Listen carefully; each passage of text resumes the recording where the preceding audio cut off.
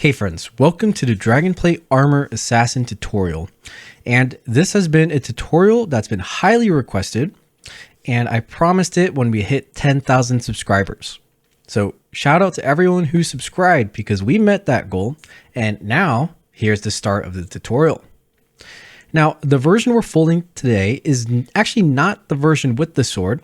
However, following this tutorial will allow you to fold the sword version really easily because the sword part is really simple, and it's the same connection unit as the samurais, for example. So if you're familiar with my channel, you will easily be able to do the same thing for this version. I'm teaching the base version without the sword because doing so will teach you to not only fold the sword version, but also like the spear version, the dual sword version, and any kind of variation that there exists of this design. Now, I'm showing this as an example because I actually don't have a copy of the original Dragonplate Armor Assassin. That one I actually sold, but there'll be a picture right here on display to show what that one looks like. And that's the version we're going to be folding today. It's quite a nice sequence actually. And now let's get into what you need to get ready for this model.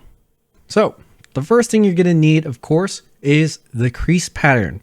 So even though this is a tutorial, I recommend having the crease pattern handy because I'm going to be referring to it a lot as we do the pre-creases, the collapse, etc. So have that on hand. The link is going to be in the description. So just, open it up, saved photo, so you can zoom, whatever you need to do. Next up, you're going to need your paper.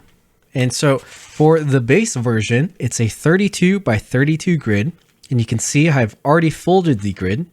Now, if you're rewatching this tutorial and you're folding, say, the sword version or the dual sword version or the spear version, whatever it is, the crease pattern name has the size of grid on it on my website. So you don't need to ask me what grid it is. Just go over to my website. Again, link is going to be in the description. And find a title and the grid is depicted on there. And come back when you've got your paper with the correct grid size. Now, I'll let you know that the larger the paper, the better the result generally. I would say up to around 60, 70 centimeters. That's the size that this fold is from, which I think is like the perfect size for this model. And the thing about this design is the paper doesn't have to be that thin. So a lot of you are going to have access to double tissue paper, which if you don't know how to make that, you can learn in my paper class, the Ultimate Paper Guide. Again, that's probably going to be linked in the description as well.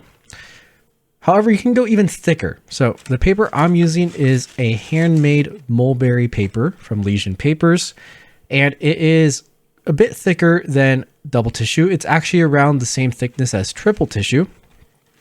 Now, if you're going to use thicker paper, it's obviously not as thick as A4 or printer paper. So it's a bit thinner than that, and it's strong.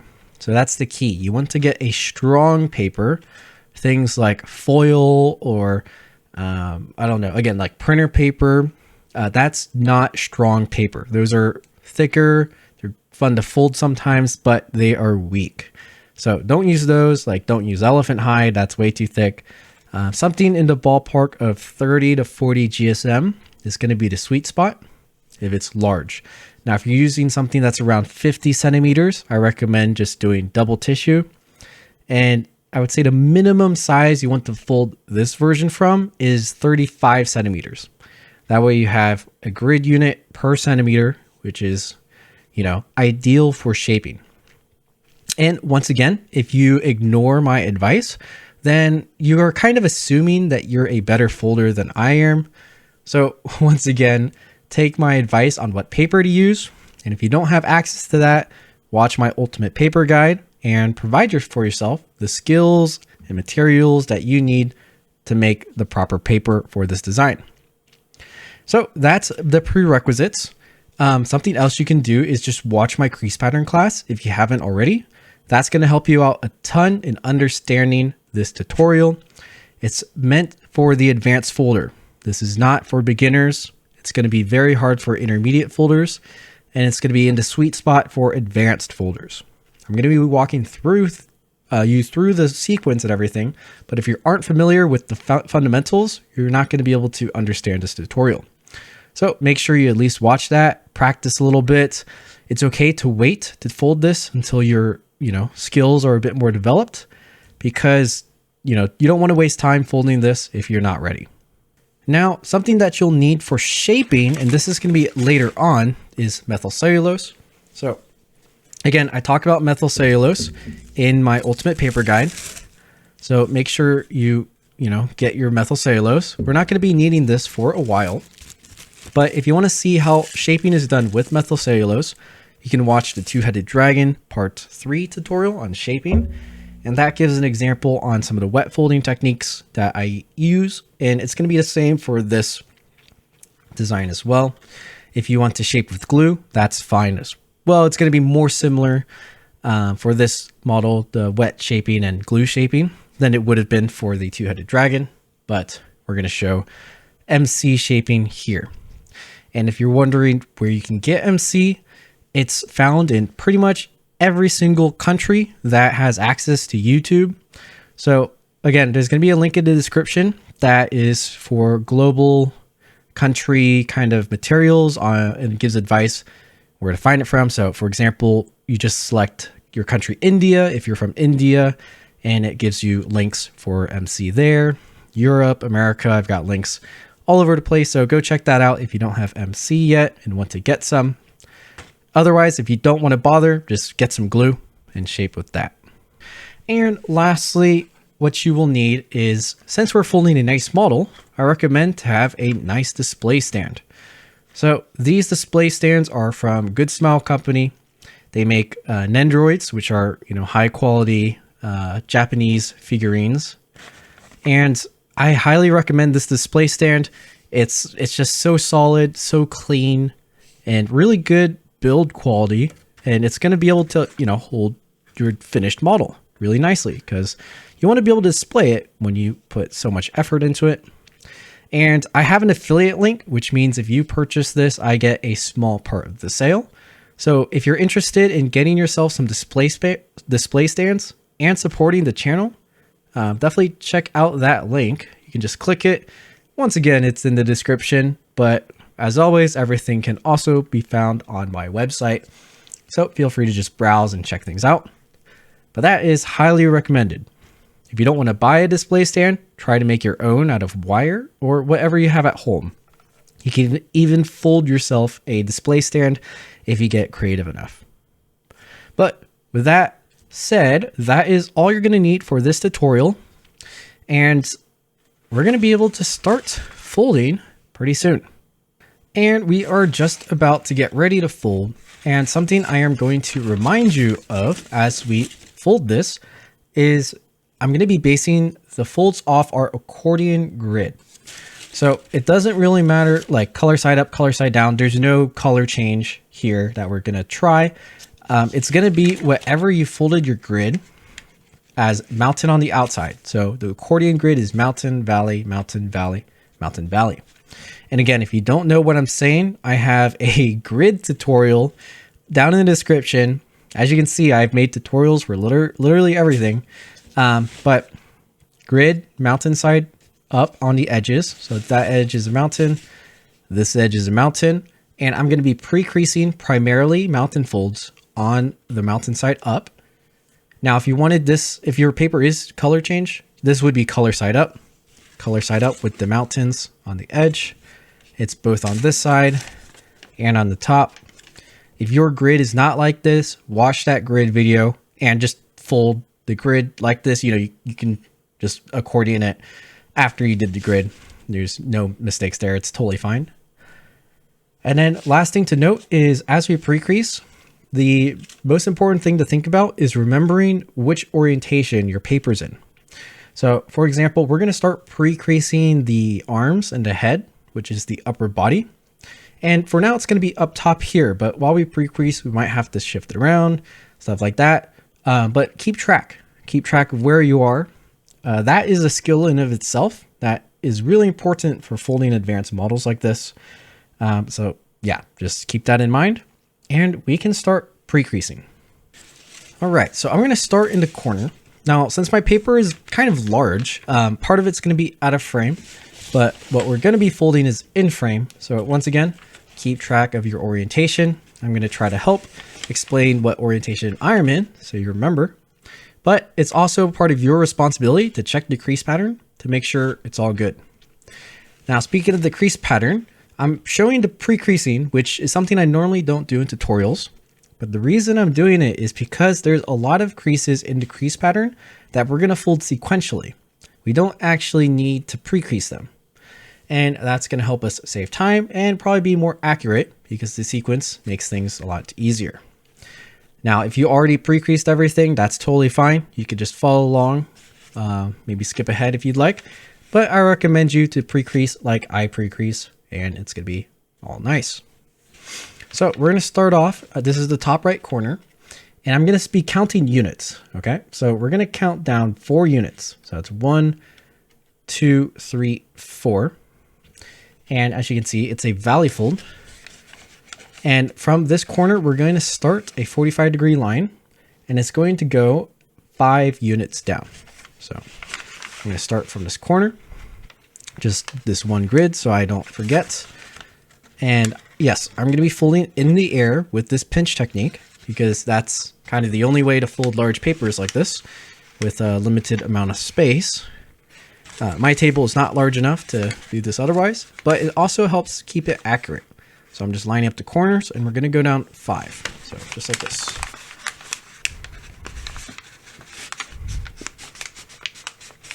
Now, if you've never done this folding technique before, you should probably practice this. Because we're going to be doing a lot of this. And I think it's a skill that every advanced origami folder should know how to do and be comfortable doing. Because it's going to remove your dependency on a flat surface to fold, which means you can fold larger and larger papers and you can fold them anywhere. All right, so that's 5 down. Now we're going to go up 1 unit here. So from that 5, I'm going to fold up 1 unit.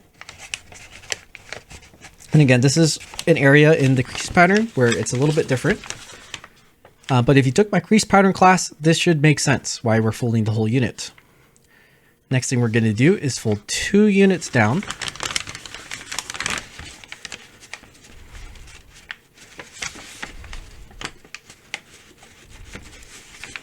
So that's 2 units, right? And then we're going to do something similar. So we're going to fold another unit up this way.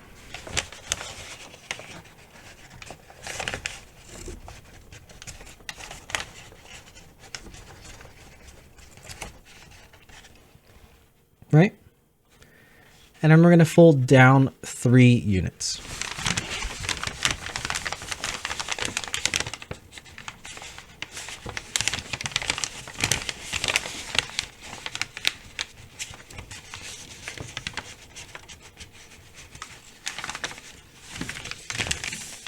Just like that. So just double check really quick. We've got 5 units, 1 unit, 2 units, 1 unit, 3 units. Now, the last thing that's going to finish off the half is we're going to fold up 4 units. So 2, 4. So I'm going to shift the paper this way to make it easier to crease.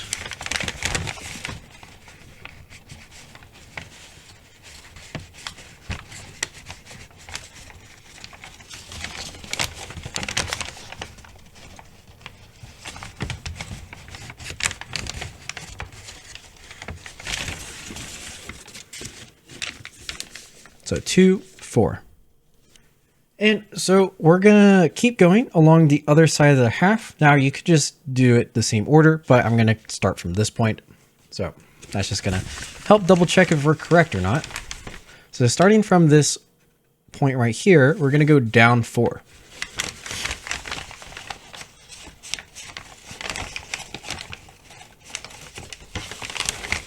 That's 2 units.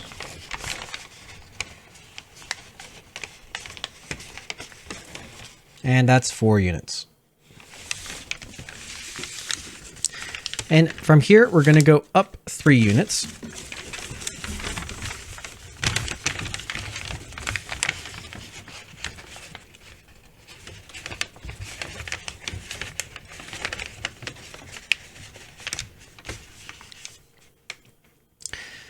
Then now we're going to go down 1 unit.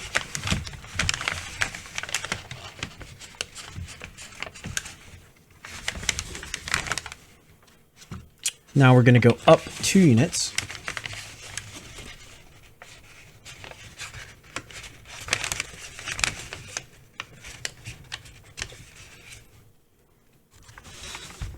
We're going to go down 1 unit.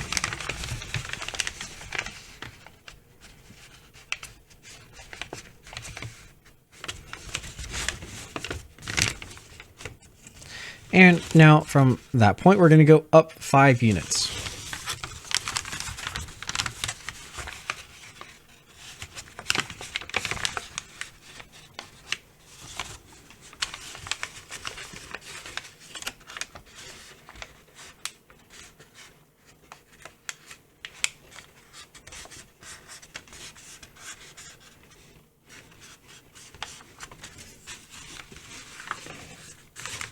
And once again, the point here should be along a valley folded line, and you can count up 4 units to the top. It should also look the same on both sides. So this side is the same as the other side. And if that is looking good, then you did this correctly. All right, so next thing we're going to pre-crease is the head right here.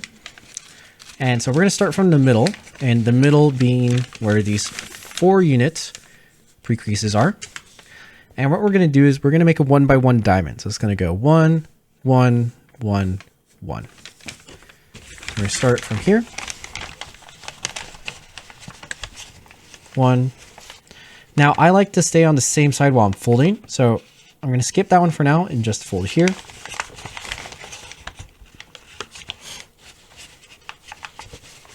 One. Now I'm going to rotate my paper and complete the diamond.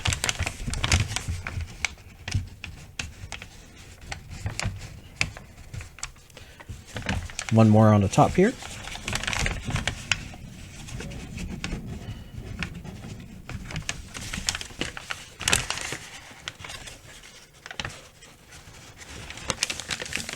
There we go.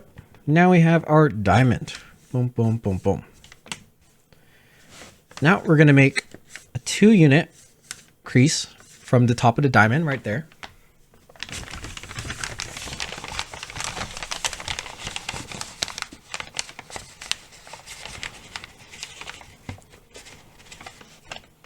Like that. And we're going to go up to the top, and it's just going to zigzag. It's going to be here, here, here, here. So, and once again, I'm going to start on this one and keep it on this side until I'm done. So it's 1 unit like that.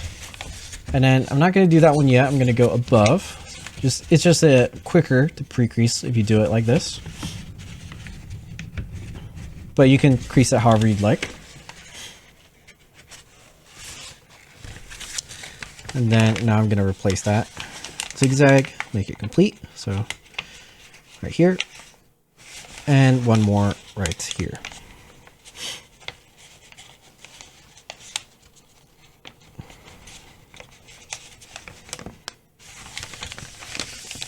Just like that. Now we're going to do the same thing on the other side. So we're going to start off with 2 units from the diamond.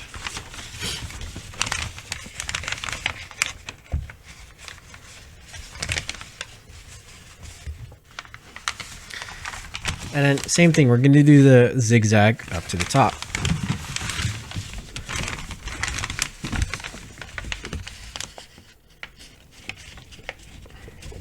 It's 1 unit, and I'm going to skip to do the zigzag.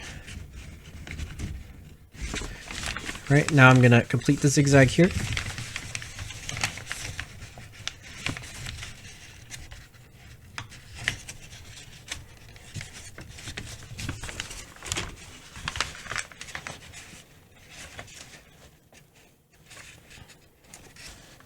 Just like that. All right. Now for the face, we have a few more things to pre-crease. And this is going to greatly help us when we get to the mouth area, which is one of the more complex, or at least dexterous areas that we're going to do. Now, if you're using a smaller paper than 50 centimeters, the face is going to be ultra tiny. And if you're planning to shape a face, you're going to do these creases. And if you're not going to shape a face, I would avoid it. But maybe you can do these just anyways and decide later. But just do as I do. So we're going to look at the center of the diamond. And we're going to make a crease that goes down 1 unit and a crease that goes up 1 unit. So we're kind of dividing this diagonally in half. So it's going to be like this. So 1 on the bottom, 1 on the top. And that is total of creasing over 2 units. Right? So like that. And we're going to complete the X now on this side too.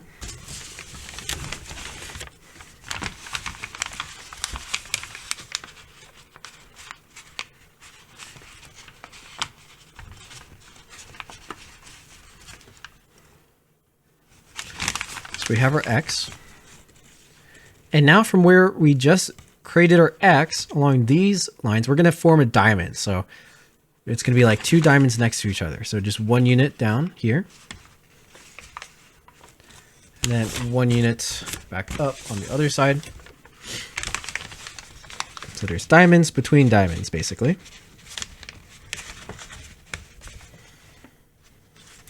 And then you're going to do the same thing on the other side.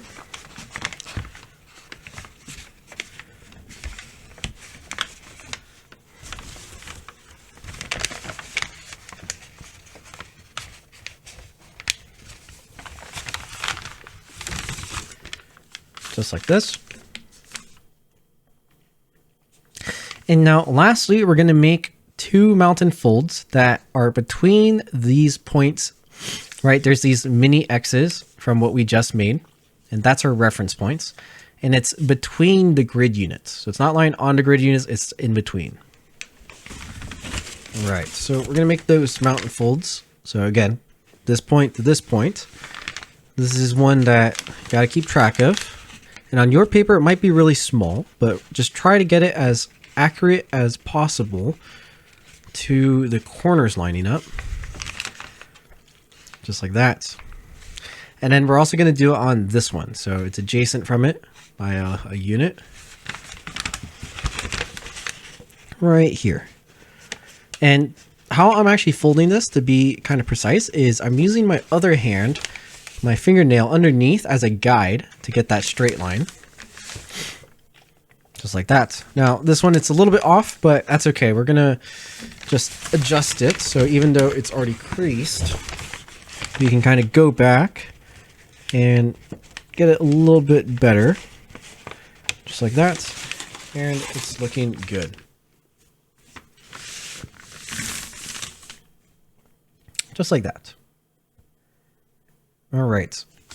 So next thing we're going to do is do some pre-creasing for the arms. So let's start on this arm.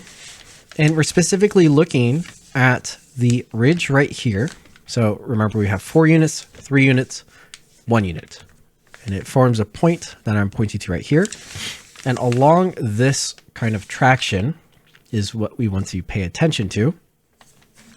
And so I'm going to find the very top right here. That's, you know, following the same grid line as that ridge or that flap. This is going to be a 1 unit flap. Once I'm at the top here, we're going to make a diamond. And since we've done this quite a few times already, I think you know what to do. Just pre-crease a diamond along our grid. Just like this. I'm going to do that one first, and then right here.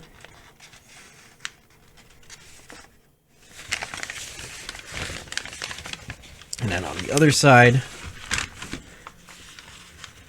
like this.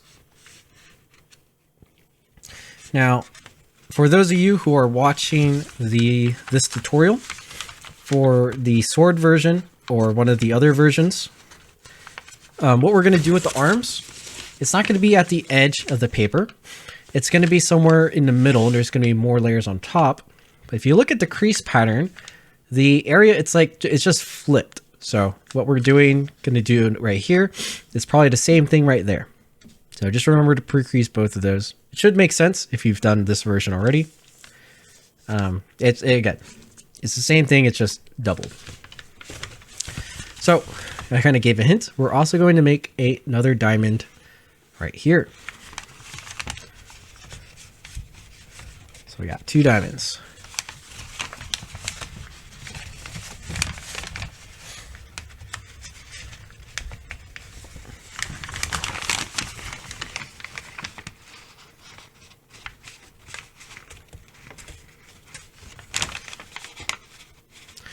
Now, if you're looking at the crease pattern, it looks like there's more diamonds like between it, but those are things that are going to swivel and like basically reverse fold after it's collapsed.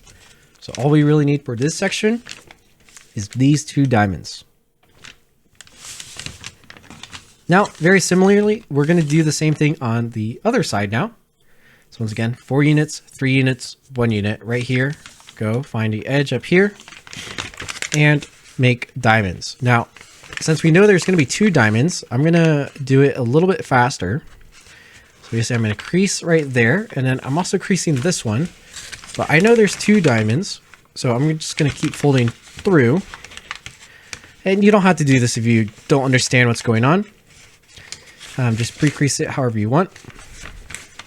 But basically I'm just staying on the same side because I know there's going to be 2 diamonds, and I can keep track of where the paper is. And that lets me pre-crease these 2 diamonds a little bit faster.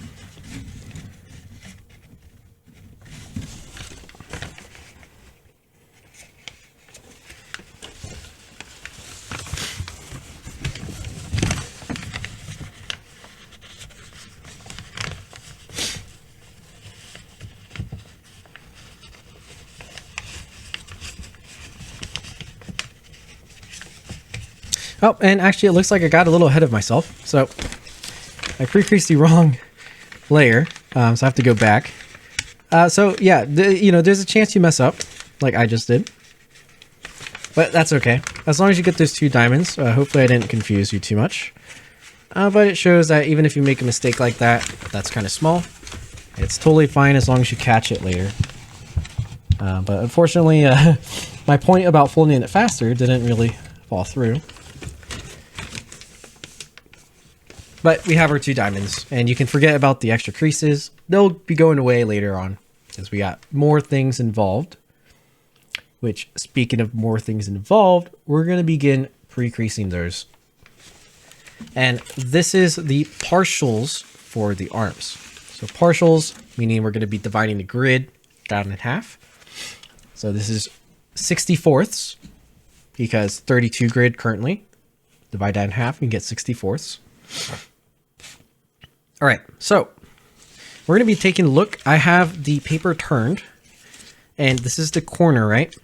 We have our 5 units, then 1 unit, and we're going to be taking a look at this flap. It basically makes a 1 unit flap right here, all the way to the end, and it's the one that's closer to the corner and not the one we just did diamonds in. So what we're going to do is right now, you will notice that it is a valley fold, right, on the grid. Now, just basically up to this area, it doesn't have to be exact. We're going to convert it to a mountain fold. And this is just going to help us pre-crease.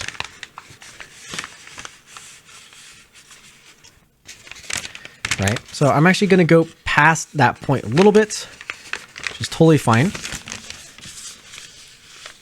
Just like this. And I'm actually going to make the line next to it. So this one, which is currently a mountain, I'm going to fold it like a valley. Now, you'll notice I don't have to do it across the whole paper. I just need to do enough that I can actually fold it like this.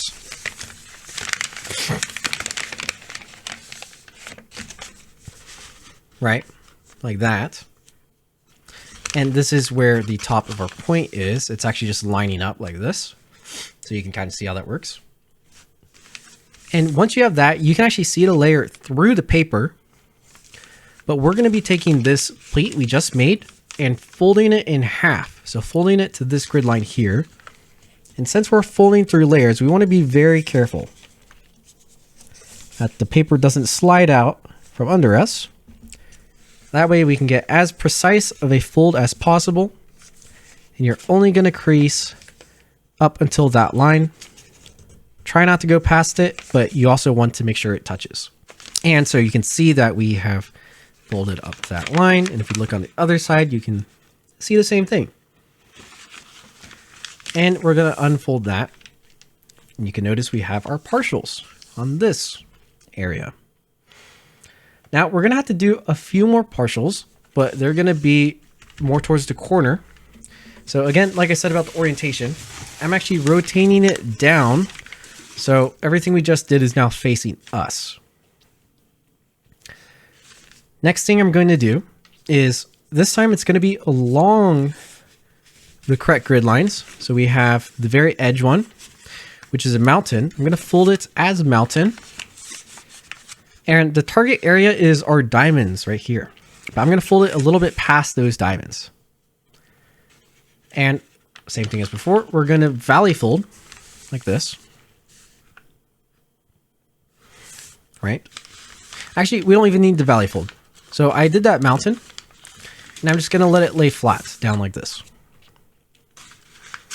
Just a mountain. Right? And very similarly, we're going to be dividing this in half. So this edge to our crease here, and we're folding up to the first half of this diamond, which is this crease right here. So fold, and very carefully so the paper doesn't slip.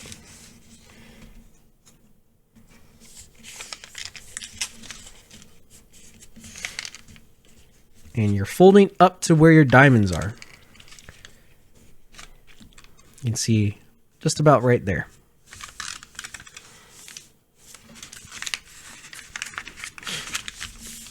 And we have partials along the corner. Now we're going to do the exact same thing on the next mountain line here. So it's going to be a mountain fold. And this is going to be the mountain that's above the valley where this 5-unit ridge is. And this time we're going to utilize that valley fold that's next to it here. Again, not all the way through. And from here, we're going to do the same thing.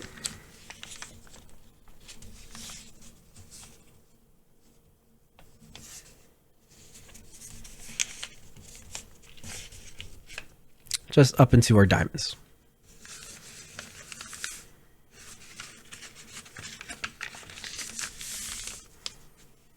Just like that. Now, we're going to do the same thing on the other hand. However, I'm not going to film it because you can just rewatch this again. So go ahead. I'm going to save you some time in the tutorial by telling you to repeat that on the other side. And we'll come back when that's done. And we are back and have done the partials for both sides now. So left arm and right arm. And that concludes the top, or at least the torso, pre-creasing. Now we do have to do the rest of it. And oftentimes it's easier to actually just go through the edges so that we can get everything lined up and then do the middle. Because the middle can get a little bit confusing, just counting the grids, you can get lost. So let's not do the middle yet. Let's basically flip around and work from the bottom. All right, so we're gonna start with this corner over here. This is the bottom right corner. And don't forget about our grid. And from here, it is going to be the same, exact same on the other side. So very similar. We're gonna pre-crease this side, pre-crease the partials, and then I'll tell you to repeat on the other side. So first things first, from the corner, let me move this so you can see a little better. From the corner, we're just going to fold 2 units.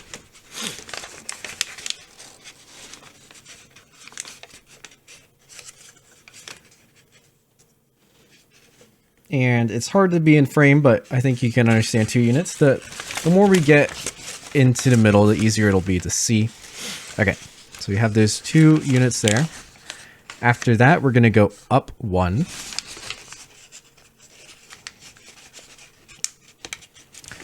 Like that. And next, we're going to go back this way. 4. So that's 2. And then 2 more.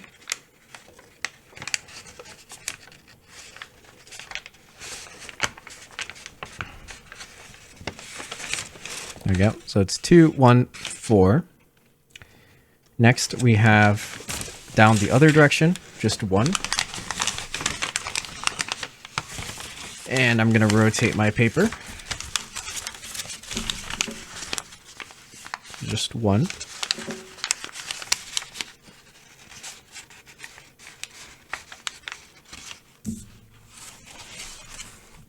And then we're going to go 2 back up this way.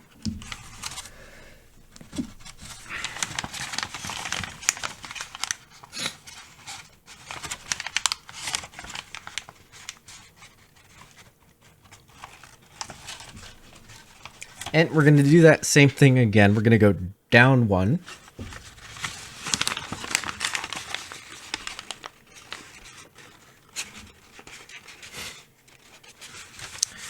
And actually, we're going to go up 3. So instead of up 2, we're going up 3. But what we have here are pre-creased 1-unit flaps. And so it kind of just looks like a cascading little zigzag.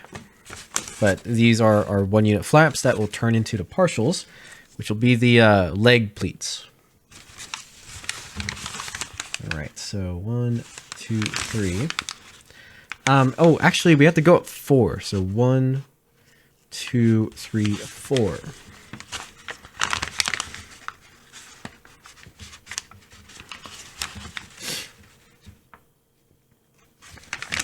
And yep, that lines up. Cool.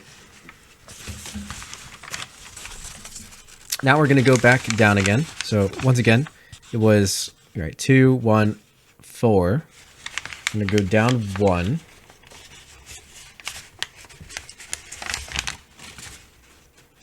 And then up 1.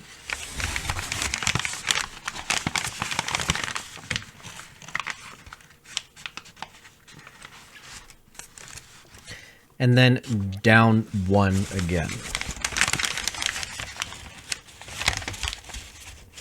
Now, if you've done this correctly, the way you can check is this 1 unit that points down should be along the middle line up into the top. And if it's not, then just double check that you counted everything correctly and double check with the crease pattern as well. See if you made any mistakes down here. But once we're good to go, we know we're in the middle. We just had to complete the pre-creases going back down. And so it's going to go down 2 in this direction.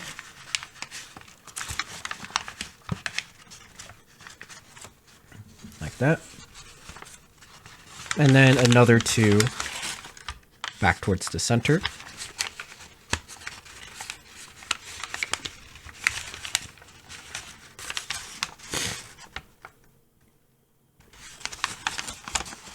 And what do you know? Another 2 going this way.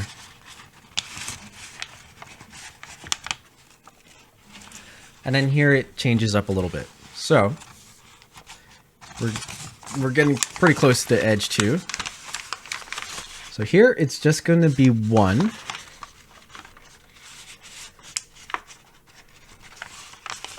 And then we're going to zigzag 1 again, just like this. So 1 here,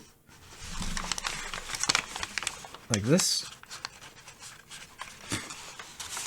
And then our last one will be 2, and that goes back towards the middle.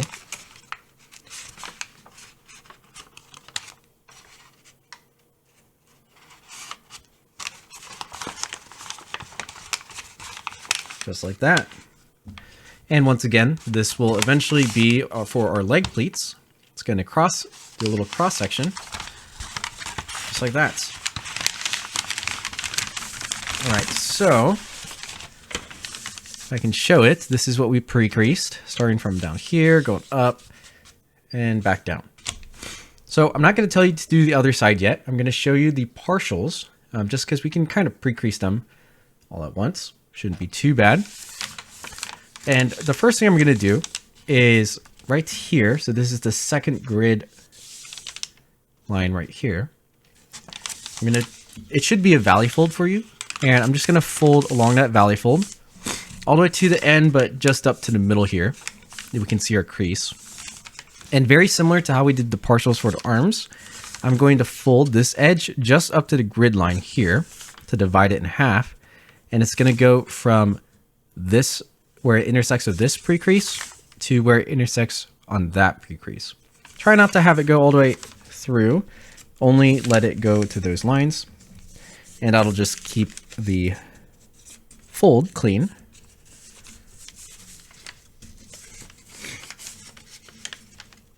Just about there. And make sure it's creased with very careful folds, and we didn't slip or anything. Just like that. All right, so to do the next partial pre-creases, I'm gonna rotate my paper. So don't lose track of where we are. This is the corner that I'm working on. And then what we want to pay attention to are these folds here. And so what we're going to do is pre-crease them in the same way that we did this one, where you can notice this is on a valley fold, right? So it's our first ridge. And I'm just going to valley fold the whole thing for now.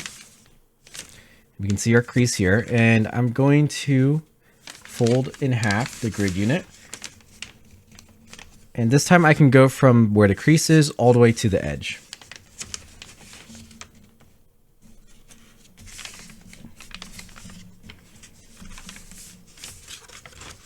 And if we unfold it, we will see just like that.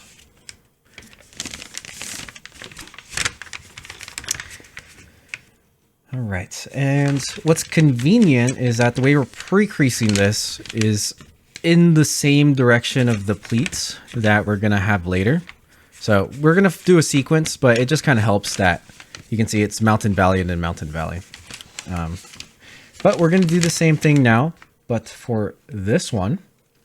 Now, this one's a little different because it's a mountain fold, but this is gonna feel just like what we did for the arms. So instead of valley folding, I'm going to do a mountain fold. But then I'm going to fold on the valley underneath it. So, right, you see? Like that. And then I'm going to do the same thing and just fold the flap in half. Just like this. Or not the flap, the layer.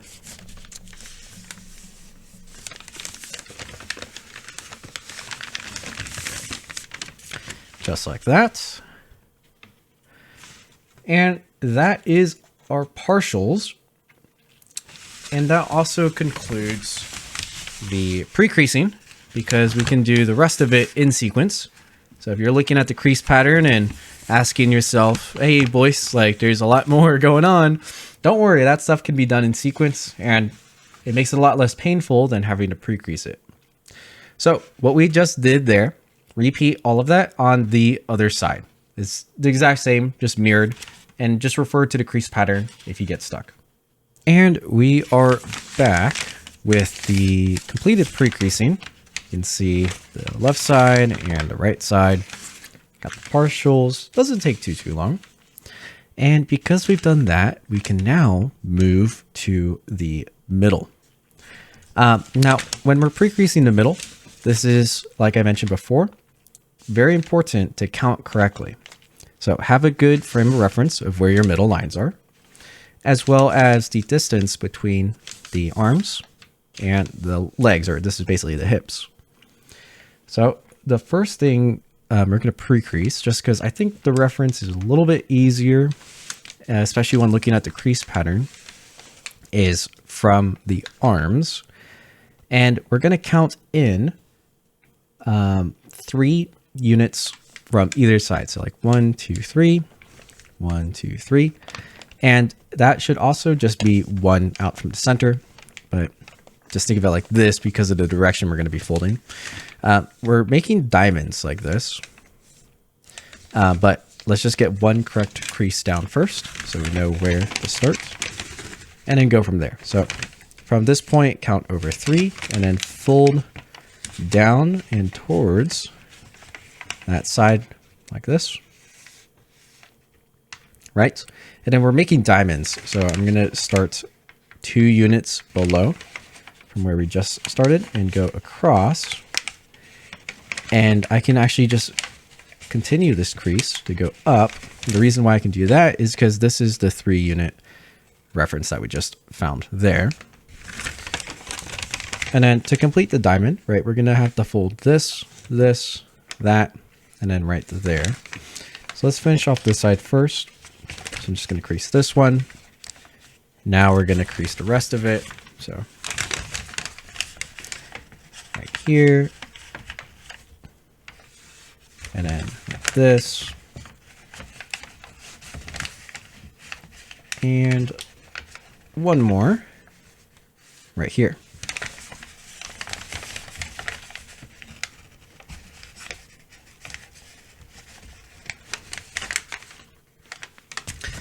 All right, so that is our first set of diamonds. We're gonna have another one at the bottom. And if you're looking at the crease pattern, you might think that it's down here, but it's not. It's not down there. So what's gonna happen is we can use these diamonds as our reference just to where things are lined up. And then we have our hips, right, that end right here. Now we're gonna make those diamonds again, but it's going to be 1 unit up like this. It's gonna be across like that. So I'm going to start with this one, like right here. And this I can go up 2 units. And once again, I'm just going to do all the creases on the same side first, just because it's a little bit simpler. This one is just the 2 units above. Going to make that end of the diamond. I'm also just lining it up with the top there. And then same thing right here on the bottom. And this should hit our reference of being 1 unit above that point right there. Now I can rotate and complete these diamonds. I like to do the larger one first so I don't mess up the smaller ones. It's a little bit easier to see the reference like that. And just like so. Now we have our diamonds. And if we count how far these diamonds are from each other, from basically this point to this point, it should be 4 units. So 1, 2, 3, and 4. And just double checking the crease pattern. That looks correct. And we're good to go. So we're going to be basing a lot of stuff off this reference point. And we're going to have to do partials, but we'll do those in a little bit. And basically what I want to point out is we have these axes here, but we also have this on the side, which is going to turn into more pleats. So let's take care of this side first. And I'm going to keep track of this line going across all the way to the end, right? Because that's where we're going to have some more folds. And the reference I want you to look for is as you trace all the way to the edge, and then from this point where my finger is, you're going to count down 1, 2, 3, I believe. I'm going to double check on my own crease pattern. 1, 2, 3, 4. I'm going to count down 4 units right here. Yep, that looks correct. I'm going to double check it one more time. Across and down 4. And that is where we're going to make a crease. So we're going to travel up. We're going to make a crease going up from that point. So this is where it's really important to keep track of where your creases are. If you need to just mark it with something just very small, feel free to do so. But from that point, we're going to fold up 5 units.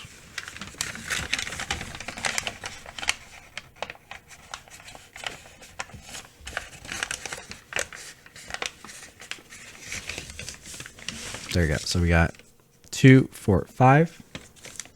And then at the 5th one, we're going to fold down 1 unit.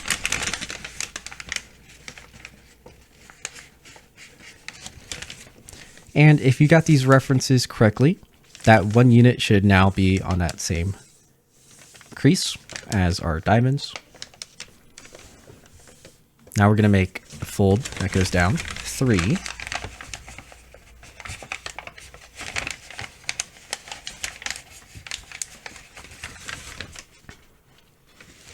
And then we're going to do zigzag of 1, 1, 1. Actually 4, so 1, 1, 1, 1. Like this. Let me scoot over so you can see in frame. It's going to be 1,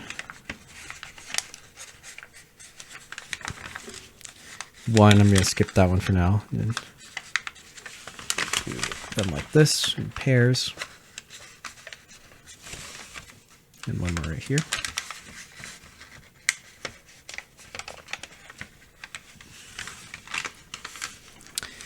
And then we're going to fold up 3, and it should meet our other crease.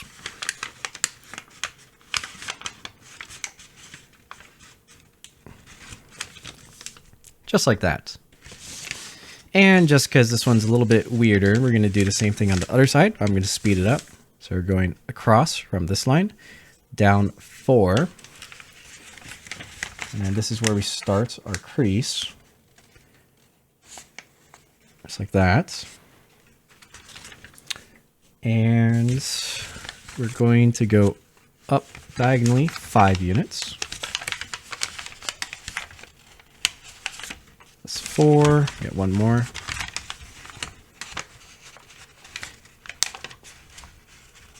That's 5. We're going to go down 1, which should put us back on that crease line.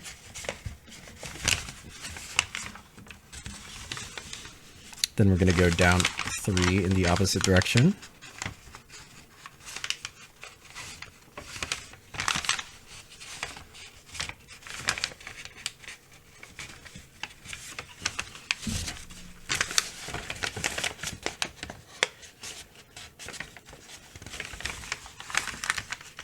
And then we have our zigzag of 1, 1, 1, 1.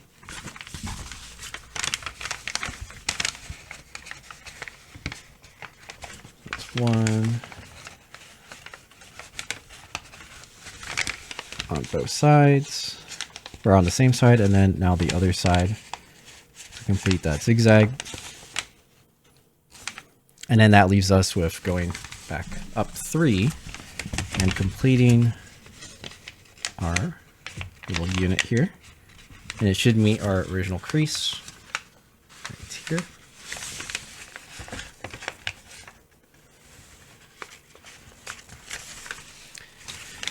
All right, so now we have the same, weird kind of shape on both sides. And we can see we have these ridges. And these are going to turn into our partials, or these ones are the top ones. The bottom one is just a pleat. So the bottom one will just be running through. We don't have to worry about that too much. The top one is going to be partials, but it's a little bit strange because the partials aren't exactly like on grid, or they are, but it's not, they're going to shift. It's not like the ones on the arms and legs. They're a little bit different. And let's go ahead and pre-crease those actually. So what I'm going to have you do is, we're actually not going to do the same technique as before. We're going to do it slightly differently. And I want you to pay attention to the mountain fold that runs across right here. And it's at the tip of this point on both sides. So just try to figure out where I'm pointing. It also happens to be 1 unit above our diamonds on the bottom. And that's our reference point. And what we're going to do is we're going to fold that mountain fold and use that edge that's created. You see how it's an edge? And fold that edge to this valley line here. like this, or basically to the tips of those diamonds. And I like to start it exactly from the middle, and we're going to fold outwards, but we don't want to fold too far outwards. What we're looking for is we're folding up until I think this point right here. So if you look at your arms, we have this 3-unit ridge right here. And when you're from the base, if you go up 2 and then trace down, that's as far as you want to crease. So try not to crease past that. And then same thing on the other side. Is I'm looking 1, 2, trace down, and we don't want to cross that side.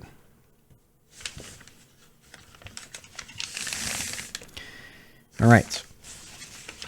Now, the next one we're going to pre-crease is I want to pre-crease this as a mountain fold.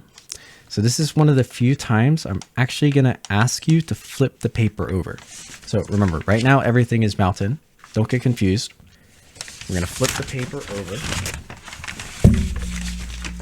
Or I should say flip it over for pre-creasing. So it's flipped over. This is still the legs. The top is still the arms. Everything's still the same. It's just flipped over. So don't get too confused. Now, what I want you to find is this mountain fold. And it's 2 units above our diamonds on the bottom. And because we flipped it over, it's going to be a mountain. And we're going to do basically the same thing, except we are going to be folding upwards. So instead of folding downwards, we're going to fold up to this line right here. Let's be like this. The next grid line. And if I sound like I'm stuttering, it's because I'm actively checking the crease pattern to make sure this is correct.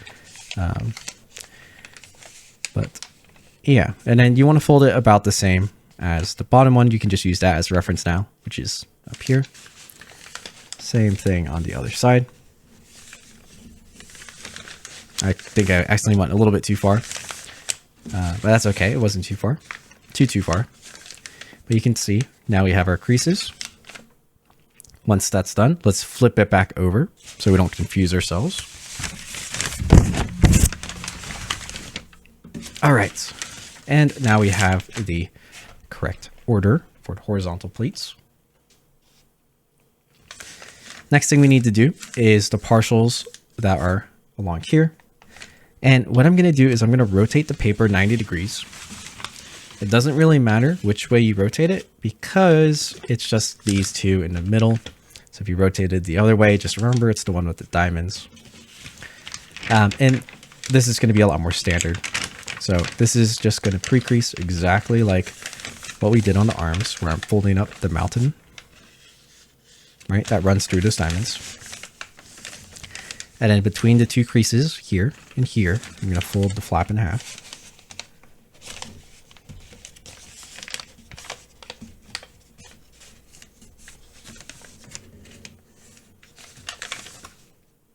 Just like that.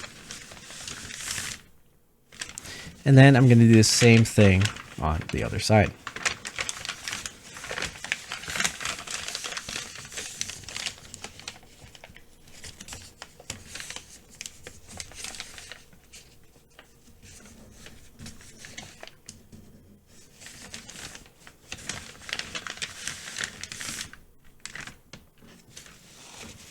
And there we have it. That's our partials. And let's see. We're just about done with our pre-creasing. The only thing we have left is a set of level shifters. And those we don't really need to pre-crease, but we're just going to pre-crease them because it makes it easier to keep track of which layer we're on. But what we're going to do is we're going to look, this is the head and arms. We're going to look using this unit that we pre-creased as reference. And I'm just going to focus on this side for now. And what I want you to find is this point, right? It's the same line that lies across our diamond. And then from here, you're just going to go 1 unit over. And we're going to make a diamond like this. So from that point, I'm going to fold up 1. Imagine that line. I'm going to fold this one. This one, I mean, you should be very used to folding these diamonds by now. We've done so many.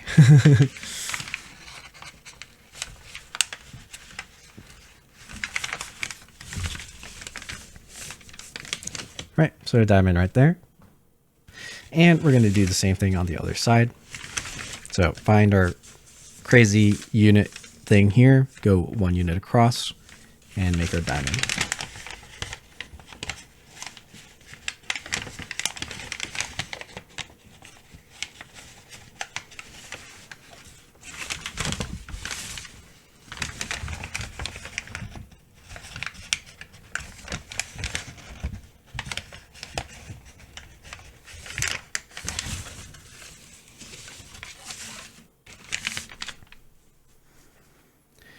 All right, and then now we need our follow-up level shifter.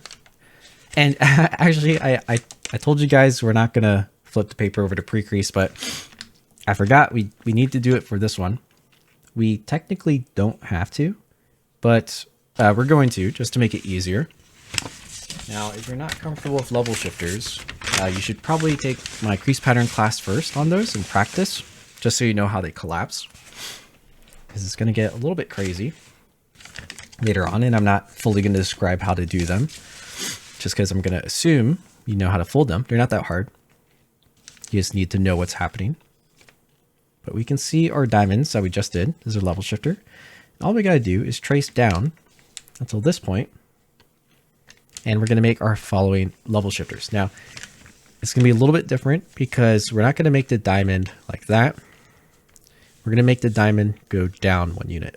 So if we're using this as reference, this line right here, our level shifter needs to be underneath it, like that. So I'm going to start right here. And another reference you can have is the level shifter on the bottom needs to be 1 unit, basically 1 unit underneath our other diamonds. They're not in line. They're off by just 1 unit.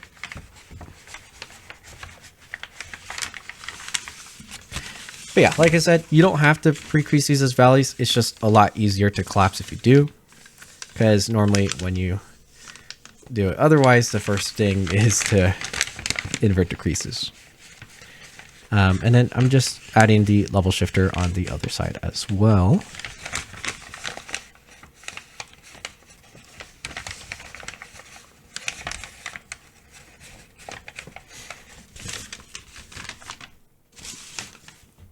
Just like that. And let's flip our paper over to the correct side. Just like that. And now we are good to go. So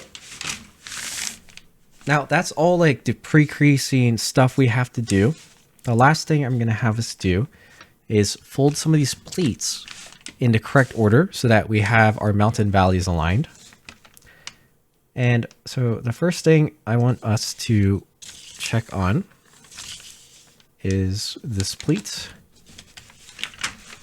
which is on the bottom. So it's going to run from this point across to the other side. And this is with our diamonds on the bottom. And it's going to fold like this. So mountain and valley folding down.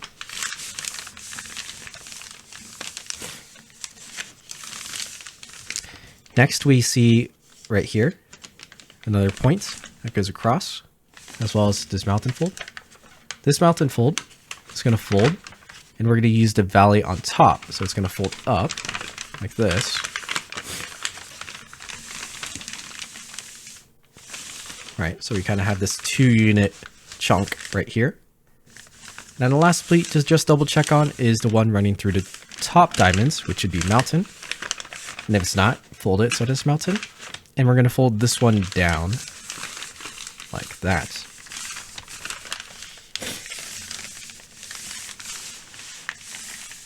And once your pleats are like this, I just want you to remember this order.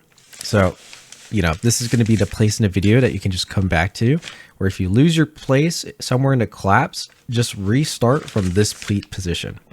Because if we're collapsing and your pleats aren't like this in the middle, it's going to make it incredibly more difficult to collapse than it would be otherwise. It isn't super hard in the sequence I'm going to show, but if you don't have these pleats done, it's going to make it like near impossible to figure out on your own, even if you're pretty good at crease patterns. This is just the order of things. So remember this. And once we have these pleats in place, we're ready to collapse. So let's get to it. All right. So the first thing we're going to do in our collapse is to fold up horizontally all the pleats. So mountain, valley, it should be the same. I'm going to rotate it like this and just start folding the pleats. Now, you want to keep these pleats that we folded here together. Don't let them unfold. Keep them together as we do this. And like I said, if you don't, then you're kind of doomed. So just keep those together as you fold everything up. And you should be okay.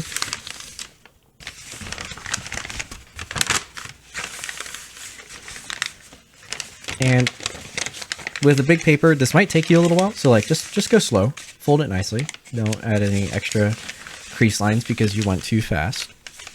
And I'm just going to cut ahead to when I have mine folded up. So fold them all together, keep the middle line in the middle, and we'll be back. And we are back with our now collapsed stick of paper. And what I want you to just pay attention to is make sure that the middle line really is the center. An easy way to tell is we have our face pre-creasing up here. That's kind of the easiest way to determine if you are on the right axes. And in terms of origami terms, this is a axial model, or it's one axis. So it's a uni-axial model. And this will be our one axis, our uni-axial thing. Now, you don't really need to know too much about that. Just if I call it the axes or the axis, this is what I'm referring to, is in the middle, just like that. And we'll be unfolding this and refolding it back and unfolding it and refolding it back, I think a couple times. So just get ready for that. But yeah, let's get into it. So I think the best thing to do is to actually get our pleats all in the right order. So I mentioned these set of pleats that you can see on top here, but we also have the partial pleats that we pre-creased earlier, and we should get those in place before everything else, just because they're a little bit strange. Essentially what we're doing is we are converting this middle one right here. So I'm going to lift it up. We're converting this middle one into two pleats that just cascade downwards. And I would recommend opening up your pleats kind of like what I'm doing. And there's not like a great sequence for this part. But it's not terribly difficult. You just need to keep track of where you are. So remember, for these partial pre-creases, our reference on where we fold up to is right here. It's from our arm and up to. And what you can start to do is you'll actually see that valley fold that you pre-creased is you want to start folding along that crease, but you're not folding the flap in half. You're actually folding, you're transitioning the flap like that. So I'm using my other hand in the back here, and I'm lifting up like that. And at the same time that I do that, I'm pulling down. So I'm doing like a kind of lever motion like this. So it's like a shift like that. And I'm doing this along our pre-crease lines. You might not realize it at the time, but our other pre-crease partial is adjacent. It's right It's right there. Now, what's going to happen is as we approach the end of where we pre-creased, or that 2 units up, right? We don't want to be folding that anymore, but you can already see I've got like half of a swivel fold starting to form right there. And that is our transition unit right there. So once that half swivel starts, you're going to crease along it. Now you won't be able to fully crease it until we actually close up the pleats. And the only way we can close the pleat is if we complete that same maneuver on the back side as well. So remember, on this side, we're lifting up at the same time. And in this case, it's going to make that swivel basically right there on the other side. And this part right here, if I flip it back around, is right here. You can actually kind of see through the paper on where that swivel is, right? So it's a little weird. Or sorry, it's right here. I think I went one too far. So basically what you're going to do is, if you're familiar with all of that, I'm going to start that counter lever process on this side, get the half swivel on that side, begin to close. So I can lay it flat like that a little bit, be able to do that. Then look on the other side, and then it's going to swivel right here like that. And then same thing on this side is I'm going to let it lay flat there. And now that's fully closed. So if I hold it over to the back, we want to keep this intact while we do the same thing on the other side. And if we do the same thing on the other side, then the whole thing will be done. Now, what I can do is I can start going further along these creases now that it's held in place. At least this half of these pleats should be a little bit easier to get into place. And then as you progress through your pleat, we can just, fold this back up, back to the axis. I'm not sure what the correct word is. Axis. But I think you get the point. So you can see now that it's half open, we can see our transition unit right there. And we're going to do the same thing on the other side. So once again, most important thing is find your reference, which is 2 units up like that. And then begin to fold down. And when you're folding down on this side, you have to fold up on the other side. And then once you kind of have that and you have it lined up, you can half fold your transition like this. And then keep pulling that pleat down over here so we can at least let this pleat close. And then once that one's closed, we can look to the other side. And remember, we have to pull this one up. So pull that one up. Now, the nice thing about doing the other side is it kind of already connects for you from the first side. And then we essentially do the same thing. We fold that half transition so that we can close that one. And we can pop back over to the other side, and now that side is fully closed. And we can see our pleats aren't fully done, but since both sides are closed, we can even them out and they should lie flat nice together. And we can refold everything back to our stick, or the axis.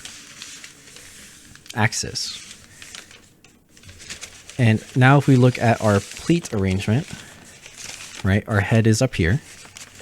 We have basically a 1 unit pleat, followed by cascading half unit pleats, 2 of them, followed by a cascading 1 unit pleat. And that is more of the structure of what's going on. At least vertically, that's it, which is great. And now we can do some more tricky stuff. So the next thing I'm going to teach you is part of the sequence for how to collapse those diamonds that we pre-creased.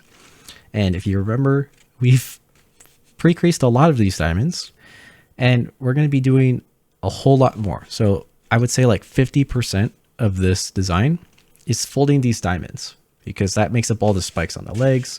It's the same thing for the armor, and we have a couple on the chest. So remember this sequence well, because I'm going to be referring to it and we're going to be doing it quite a lot. All right, so we are going to do this unit, or this little twist, and I call it twist because the sequence is actually very similar to a square twist that is in like tessellations. So if you've heard of that, you may have even done it before. It's not exactly like a square twist, but once you see it, I think you'll kind of understand what's going on. But let's get started. So we're going to be focusing on collapsing the diamond on this top right side, top as in towards the head. And the first thing we're going to do is very gently pull the layer open. So as you can see, just being gentle. If yours gets stuck, don't force it. Just reach underneath and pop it open. So even with mine, I'm just going to open it a little bit more now. And even so, you want to be able to open it so that you can start folding along those diamonds we made. And you can see that they're all mountain for now. So mountain, mountain, mountain, mountain. And that's exactly what we want for our crease alignment. So now it's like this, and it's kind of at an awkward phase where it can't really collapse in on itself. If I fold it along this valley line, right, things are fighting it on the side. I can't fold it the other direction, obviously. And what I like to do, and actually you can kind of see, if I try to just close this, both sides are forcing themselves in this direction. However, sometimes it will make one of the creases not actually go to the point you want it to. So what I like to do is I like to pull this side up while keeping the other one on the bottom. And that makes it collapse very nicely. Obviously, this is now uncollapsed, but once it's collapsed there, we can just fold that down. So that's a little bit more sequential of a way to do it than just folding or squishing it into one side. Now, I want to slow that down because when we're in this phase, right, like that, I can actually fully open this layer. And you can see our diamond is very visible. It's a full square. And this is why it's similar to like a square twist, is because you get these sorts of things. And when it's in this position, you can actually manipulate the flap in a lot of ways. So I close it. I can now move this one down. I open it. I can still move it down, but I can't move this one. It's locked. A bunch of things like that. And then when I close it, I can fold both right there. So we're going to use the flexibility of that sequence to do the rest of the twists, I guess, or the stretches or the diamonds. And it's going to especially help us once we get multiple in a row. So you saw that one was pretty easy, but as we get more and more complex, it's going to get a little bit weirder on us. But for example, with this next one, as I do it, I open up that diamond and start to collapse. This actually gets a lot easier for us because remember that issue we had earlier about the creases not fully aligning? Because the other unit is actually made, we can leave it collapsed and just have it valley upwards as we close this one down. And it makes it quite easy. Close that whole thing up. And what you can notice is if I recollapse this, all our pleats, right? It fully collapses even though it's up now because we have both done. And all it really does is point our tip upwards, which then we can just fold back down and we have like a free floating point. And that's going to help us with shaping later. And that's also what enables this sync fold to happen. So you can already see we have some pre-crease lines right there. That's going to become our sink fold down the line. And actually very soon. So I'm going to do this same thing now on the bottom one here, this big one. I'll start from this side since we're already here. Pull it open. And once you get used to this sequence, you're going to be able to do it pretty fast. It helps that all our pre-creases are in the right direction. Now, in this case, we have a lot of layers locked on the top, so we have to kind of adjust it. So this one starts down, this one pulls up, which it has to unfold some pleats there, but once it's done, we can fold it into itself nice and tight and close up like that. And then same thing on the other side now. Flip it over. Pull open the paper. I think the only part you really need to be careful and slow with is pulling open those paper layers. Sometimes the fibers, it's just like a lot of friction, so they grip onto each other. And you don't want it to tear. So if it's not really wanting to come out, again, just reach underneath and poke it out or unfold more so that it gets unstuck. We don't want these areas to rip at all. I'm going to close this by shoving it to the side. Like that. That way this one in the back closes and then I can put it down. And what we have are now two of these flaps, the little points that are free floating, sticking up. So they were once pleats that were locked all together, and now they are little points. So we're going to be, like I said, we're going to be doing that a lot. We're even going to be doing it on these half pleats, but not yet. We have to do something to these half pleats before, and that is to sink fold this layer where you see all our pre-creases. Now, you'll notice in this configuration, this is locked, right? I can't fold it in half, this layer, because of what's on the bottom. It's free on top, but it's not free on bottom. So what I want to do is you just saw me free the bottom by opening up the layers like this. So the point folded up, I folded one layer open, so we see that square twist, right? And this is where you can even clean up your twist if it's not super clean. And from here, I'm just going to pre-crease along my existing lines. We already pre-creased this partial, but by folding it over again, it completes the rest of the pre-creases along the areas that just weren't pre-creased yet, which is right there and right here. And that just makes the sink fold a little bit easier. And now we're gonna go for the sink. So this is an open sink. And again, it can sometimes lock because of the orientation of paper. So whenever you find it locking, all you got to do is start lifting up on that layer to get it to push through. But for the most part, you can just treat it like a regular open sink. I am very much using my fingers underneath the paper to help me open up the layers enough for me to access my pre-creases and then work on this open sink. So if you're wondering to yourself, wow, boys, you're making that look pretty easy.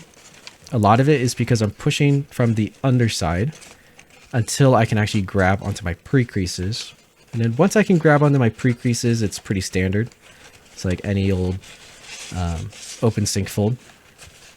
But if you're having a hard time accessing your creases, that's the trick to do, is just reach from the underside. Maybe you have to unfold a little bit of the pleats to access the underneath, especially if you're using smaller paper, but it should all recollapse pretty easily. And there you go, we have our first open sink. And very quickly, if I fold down this point, you can see what that sink does is it acts as a shift down, essentially. So now we have this kind of configuration going. And we're going to do the same thing on the other side. So once again, you can do that pre-crease step. I recommend it, actually. Get that out of the way. I think I Did this wrong. I want to, oh yeah, no, this is fine. There we go. Pre-crease along the existing creases we already had. And through all these, there's like basically like 2 new layers that have to get creased. Like that. Fold that back down. Open sync. And to open sync, I have to lift this layer up a little bit and then push from the bottom with my fingers until I can see my creases. Turn them all into mountains. And this one's a little bit stuck here. So just got to open that a little bit. And then once again, I'm reaching underneath just to be able to access all my creases here.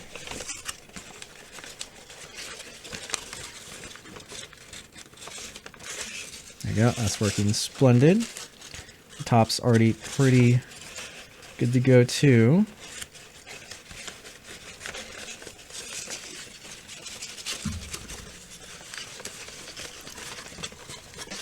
Put all our pleats back.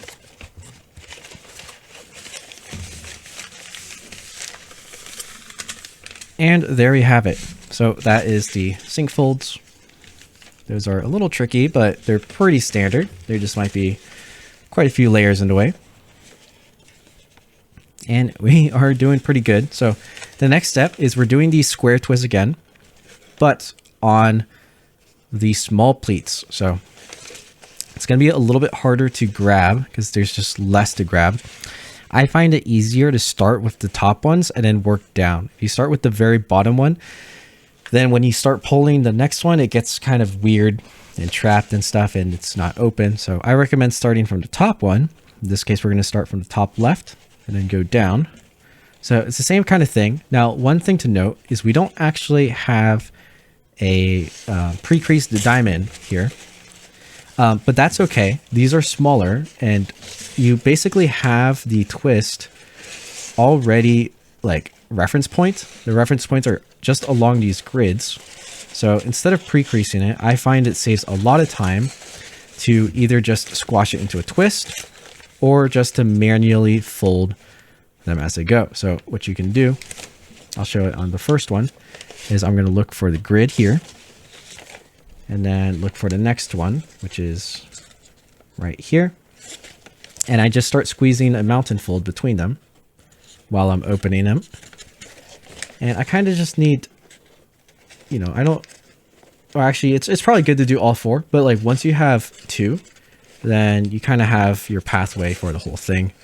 It's like I have these 2, which is just the bottom of the diamond, and the last 2 just go to the middle here. So I can just kind of push it until it hits the middle. Just like this. Just double checking from this side, right? See, there's the line. Just pinch it here. And that is our diamond, which again, we close, push this open to the side to lock it in, and then fold it back down. And it undid my sink a little bit in there, so I'm going to push my sink back into place before I fold all these layers back down. And we have half of that pleat. And I'm going to flip it over and do the other side. And here you'll start to be able to tell that this one is going to be a lot easier to do because we have this free layer. There's just things that are less stuck. And I think what I can try, if I can manage all my layers correctly, the paper is getting a little crazy, is I can treat this one as a square twist. So to treat it as a square twist, we have our paper locked on this side, which means we need to just push the layer open here, push this layer down, and then this layer up. And what you'll see happen is if you're very careful and treat it kind of like a spread squash fold, you can actually just squash it as a square twist. So this would be like what you would see if this was diagrammed. The one caveat about doing it this way is it often has a lot more room for imprecision. So when you squash down, it might not actually be at the tip of the point. So you got to be a little bit careful, which is I don't really try to do it on the first side. I try to manually line it up. And then if it's working out pretty easily and it's like naturally getting to the point in the next one, then I'll squash it as that square twist. But otherwise you can just manually put it in place and then squash it if you'd like. But yeah, overall the precision, it doesn't matter too much as long as it's like kind of okay. The only real important thing is you don't want any paper to get stuck in itself or to be trapped anywhere. So as long as it's relatively towards the points, if the point doesn't lie exactly in the middle, that's okay. In the shaping, where it's just gonna need to be a bit more organic. So as long as it's not too messy, like it's generally okay, you're doing good. So now we have 3, so you can kind of see what this starts to look like, this pattern. You got a full unit here, you got a half-sized one here, you got another full one on the bottom, and then lastly, we're just gonna need to do one more on the chest right there. So once again, let's do that. I'm going to show it starting from this side this time. And here we're really getting pretty limited on what paper we have to grab, but we're going to do our best. So I'm going to open.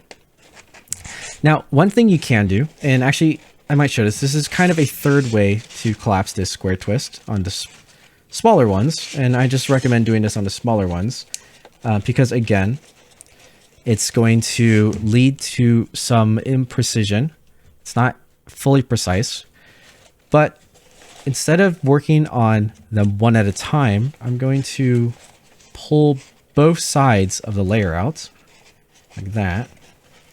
Looks like the paper is a little bit stuck, so I might need to reach underneath to free it. But I'm pulling both out and creasing along the grid lines. So I'm not doing any sort of squashing yet. I'm just finding the grid lines. So on this side, we have our 4 grid lines here, here, again, focus there, and then that big one. And then on the other side, we have the same thing. And what's going to happen is there's going to be new creases that form on the inside. It's kind of going to look like a Elias stretch-ish type deal, but they're just 45-degree angles. And you can fold it down like this. And it basically turns that flap into like a free floating flap. Now, if you wanted to cheat and think it's too hard, you could technically just reverse fold, or not even reverse fold. You could just valley fold the tips down and kind of get the same effect. But the shaping won't be as nice when we do this. But from here, now we can do the square twist method a lot easier because the paper is no longer trapped on one side. And so, again, you kind of just fold the flaps in one direction, all at the same time, like that. And you can see that point starting to open up. And then you just squash along that. And that's pretty much it. So on a small scale like this, you kind of have to pay attention to it less. It's a little bit easier on the brain because you can just, you know, it's very sequential. Now, the one thing is, like you can even see on mine, it didn't fully line up on the bottom one, which is okay. The most important point to line up is just at the top here. So as long as that one is good, then you should be okay. You just might get some extra paper hanging out the side, but I think even on this nice camera zoomed up, it's a little bit hard to tell. It's actually, you know, messed up there. So if you don't mind that, then you can totally go for this method. It's pretty fun. This is like the more fun way of doing it because it's actually, you know, sequential and it feels like you're folding, I don't know, from a diagram almost, even though we're folding from a video tutorial. But I know a lot of people like these squash folds and square twist type stuff. I certainly do. So I like to do them this way. And when we get to the legs, which have a lot of these ones, I think this is the method I'm probably going to choose to fold with. But I gave you a couple options to play around with. And as you can see, this second half actually isn't working too well with that squash fold. So I had to open it up and get like one of those manual creases down first. And then that just enables the rest of the squash to take place. So like you might have to do that. You kind of have to fidget with it a little bit if you do this method. So again, you trade some precision for fun, but fun is important too. As long as it still relatively looks good, you'll be okay. And voila. Now we have the pleats and points for the chest done. There's still more to be done on the chest. And actually these next few things will also be done on the legs and arms. Basically, the dragon plate armor in general is this structure tied with some swivel fold structure that's going to go on here. And that's what makes up the, like, everything. My goal with that is to put that pattern in the legs, the chest, and the arms. Just have it as many places as possible. That was the goal. So as I teach these next couple spikes, that's going to be the same for a lot of the rest of the model. So get ready and pay attention. All right, so next up we have those spikes along the side. Now these are going to mostly be pulling out the layers and swivel folding. It's the same kind of feature you see as Ryujin spines. And I think it dates all the way back to Issei Yoshino. And it's the same teeth that I use on the two-headed dragon. You can tell I really like this structure. Now, there's something we have to do before we work on these spikes. And that is to make sure the underside is prepped. So I'm just opening up the layer on the bottom. And you see I have like this thing sticking up right here. That happened on accident. And it just kind of happens while you're folding. So make sure you don't have that, right? Crease it back down. It could be anywhere. The other thing we need to do is prep these areas. So if we're going to be swiveling, it kind of gets interrupted right here. So what I recommend you to do is to do a little reverse fold. So you're going to have to do this while it's like half closed, but kind of around halfway. You're just going to make a little reverse fold like this. And that's just going to help us out a little bit later. So do that on both sides for now while we're at it. There's no real reference, but you kind of just want it about halfway.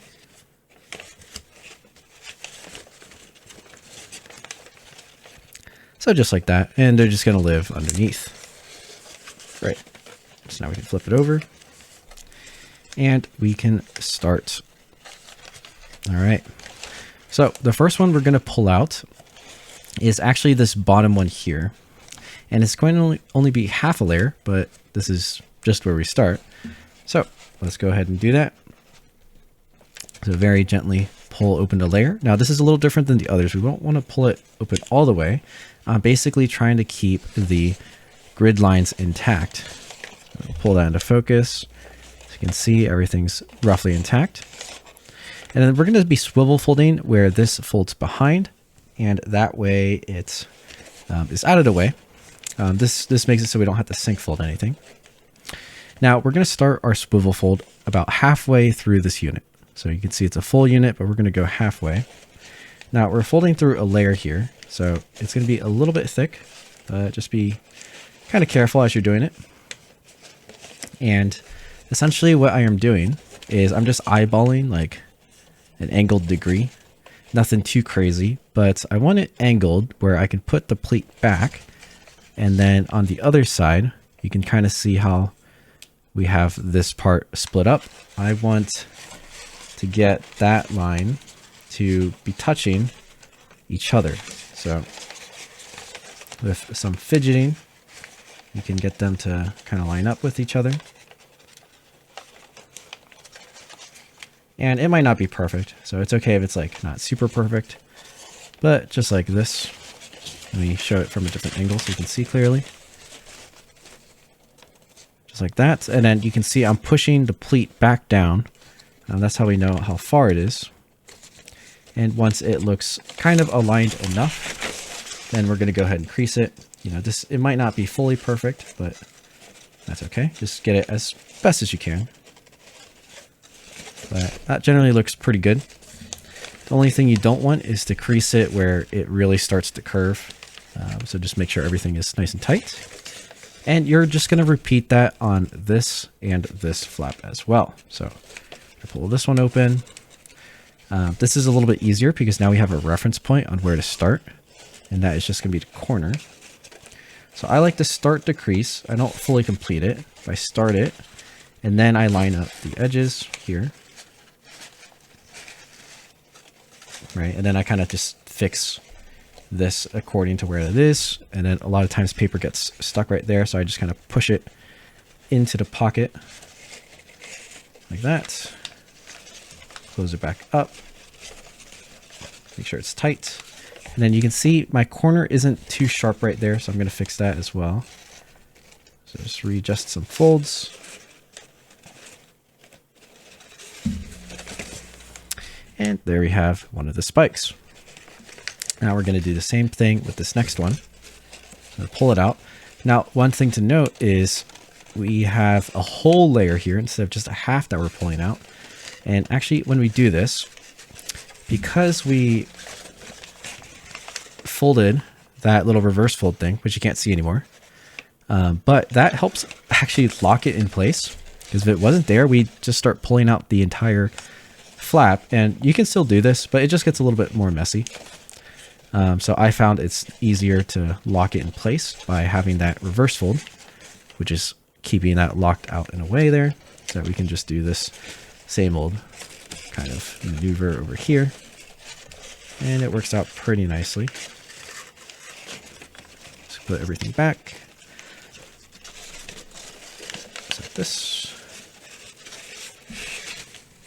And we have one side done. And so I'll show it on the other side, just so you have a good example of seeing these. But later on, we're going to be doing this a lot on the legs and the arms.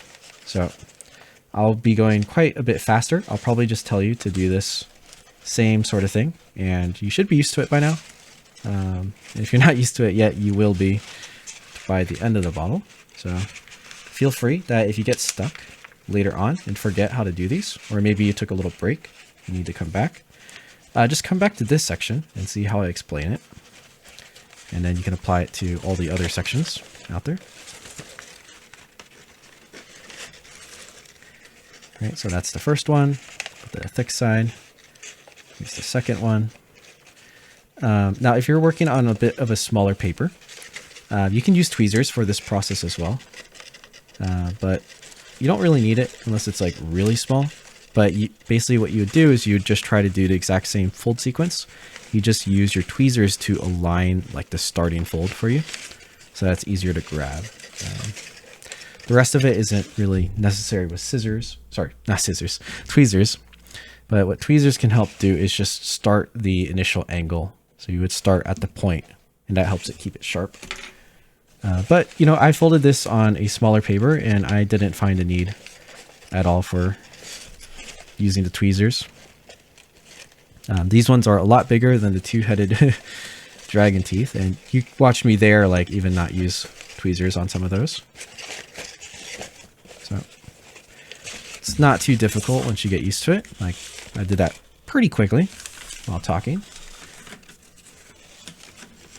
All right, so that is the pattern that makes up the dragon plate armor. And you'll see this again. For now, we just have two more things left in the torso. And that's going to be a set of level shifters, which you can see one of them starting right here. And then we have our like unit back here, which is going to turn into the sword or the dagger in the back. All right, so we can go ahead and just do the level shifters. These are pretty standard. If you haven't seen my level shifter class, crease pattern class, you should watch that. But essentially what you're going to do is we're going to find the layer, and it should have the pre-crease in it. But if you need to figure out which one it actually is, you can use reference for your other pre-creases, and it's just the one that's next to this little transition right here. Now, the first thing I like to do is starting from the center one, I turn the valley into a mountain like this. And let's go ahead and do the bottom level shifter first, because this one is exactly like I showed in the tutorial, where we have all the set of valleys. And how we're going to collapse this very easily is, I'm going to rotate this just to get a better view, is with this part mounted, right? I'm going to push in the bottom that's still valley and look inside a pocket, and we're going to see our level shifter. And so at the same time, if I flip it to the back, you can see our pre-creases right here. And I want to be pushing on that area to start folding those creases. And when I push it from the underside like this, you can even like fully collapse it from the underside. If we check on the top, you can see our level shifter has now really shown itself. We can just complete the creases at the top here. And I'm going to redo this mountain fold just so it can collapse. Right, and it just pops up like that. You can see from the other side, just there's a diamond in here. That's all mountain folds when we flip the paper over. So that's our first level shifter. It's pretty simple. Now our second one's a little bit different. It's actually easier. It's just different. And this involves us opening the model a little bit more. So I'm going to rotate over here. And we're actually going to pull out this layer just so we can observe our diamond for a second. And so this acts more similarly to the diamonds we used for the points right here. It's not exactly the same, but the similarity is that these start off as mountain, and you can check that in your crease pattern as well. So those ones are mountain, but these ones are valley. So that makes it a little bit different, where the other one was all valleys. However, you can see the reason why it's easier to fold is because I don't really have to change anything. I can just recollapse it like this. And what's going to happen is these layers are going to fold just right back to where they were, just right as pleats. So you can see I can already start to just put it back here. And then the consequence fold is going to happen underneath here naturally. You see, as I push it in, it's going to naturally form our valley fold. So we don't even have to really worry about there being a valley. We just have to put the pleats back into place once we fold that mountain on the diamond. So it kind of just wraps around. But if you want to take a look, that's what it looks like. Really, really simple. Don't overthink it at all. And you're going to get to see it again on the other side a little bit faster. So once again, level shifter. Start by turning the valley into a mountain just to prep. Now we're going to do this bottom level shifter first, which I am reaching through the bottom to kind of push out my level shifter. Just like that. And then we can check it from the underside. We have our pre-creased diamond. Just get those creases into place. Flip it back over. Get these creases into place. Keep it nice and clean.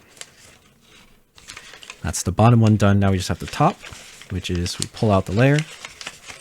And then we open it up until we can see our diamond, which start as mountain, right? And then we're just going to try to reclose these pleats. So I like to reclose these ones. Just get one first. Just let it lay back flat.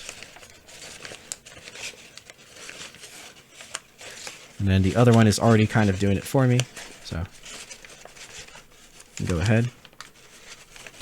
The one thing that might trouble you is paper gets stuck inside. So you just got to kind of push it down, make sure it's free, and it should just collapse very nicely.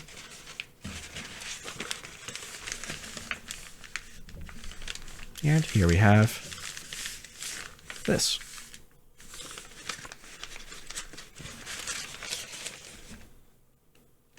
Now, since we recently did the spikes like these, we're actually going to do them on the top here because it's pretty much the same. So might as well just do it, except these are a lot larger. So it's definitely easier, but it's the exact same. We're actually just kind of doing them in the opposite direction. So starting from the top here, I'm going to grab this pleat and pull it open like this. And I pulled a little bit too much open, so make sure not to go too far. And then same kind of thing here is I'm going to make the crease from here kind of to here.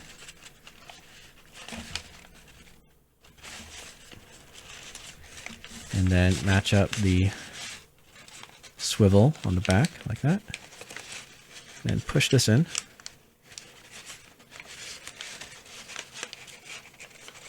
Get that to lie flat. It's a little tricky because we have our transition right here, so just make sure not to unfold that.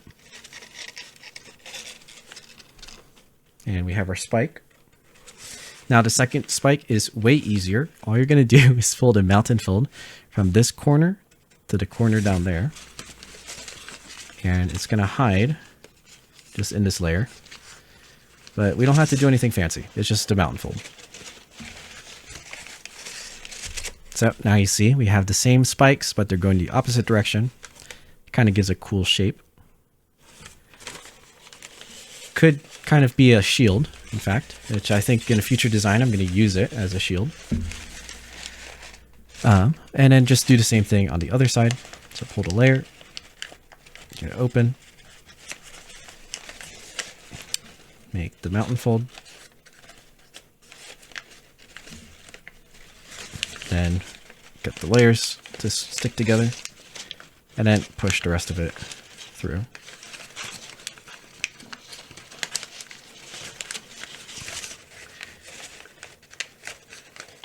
Into the pocket.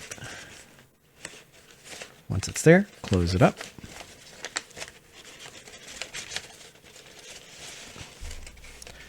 And then for the second spike, just do a mountain fold from corner to corner.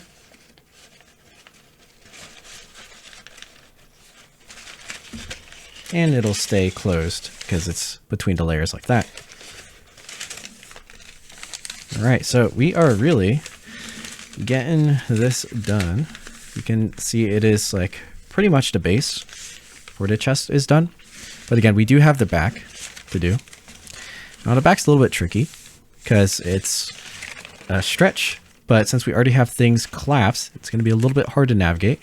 But of course, I'll show you how. All right, so let's get this unit going. So whenever we have pleats like this, we can actually push it out into a flap. And that's what this unit does, is it's there to take in these pleats and turn it into a flap. That way we don't waste paper having just pleats run through the entire thing. And pleats, not talking about these pleats, I mean these ones running through the whole thing. So that eliminates that. And so there's a couple ways you could do it. You could start from the center and go outwards. You can go outwards to the center. It doesn't matter too much. You could probably do it a little bit more sequentially from here, but it's going to look a lot more confusing. So what I like to do is I just try to find where my pre-creases are. So you can see one that goes to the edge right here.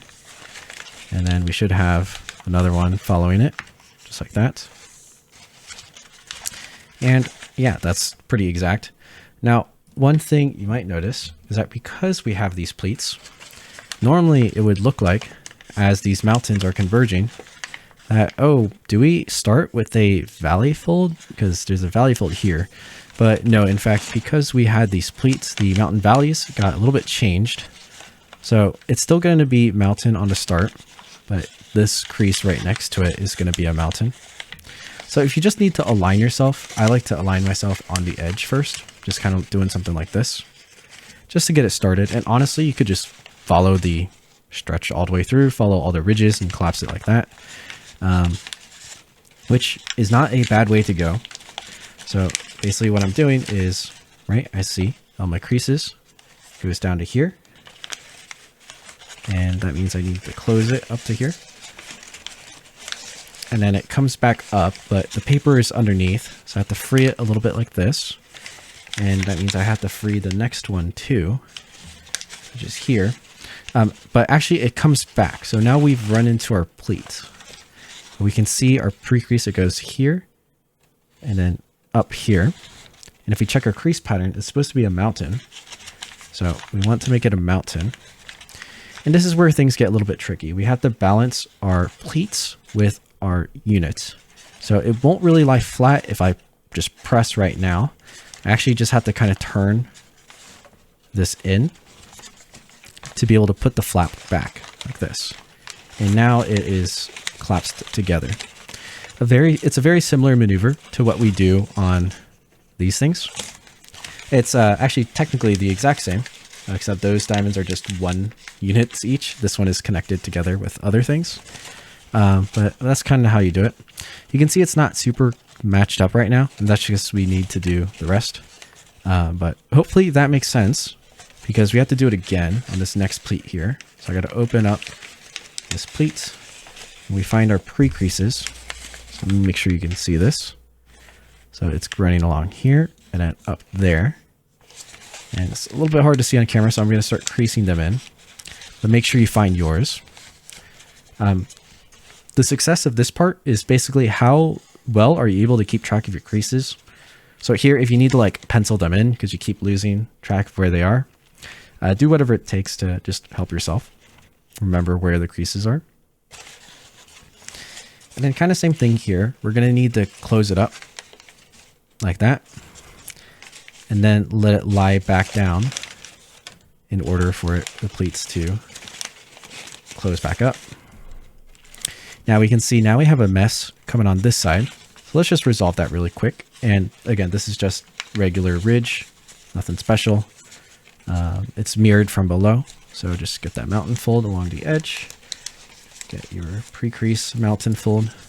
And you can see it's starting to become its own flap. Now we have our third pleat here that's just running into things, causing problems. And again, we just kind of do the same process. We have to open up the pleat on the side towards the edge just to find our pre-creases. And we can see them. We have some running up this way, but we also have some running across this as well. Since they're so close together, we kind of just have to do these all at the same time. And then once again, it stops right here. We have our mountain going up, and then same thing on the other side here. That's where it ends. So what I'm going to do is I'm going to put my finger, stick it in there, so I can start folding on that mountain fold. And then you can see our grid line here needs to be mountain as well, but only until we hit this next crease line. So just like that, right? And then the rest of this can just collapse like normal box pleat collapsing. Kind of just push it in. It's a deconstructed sink fold.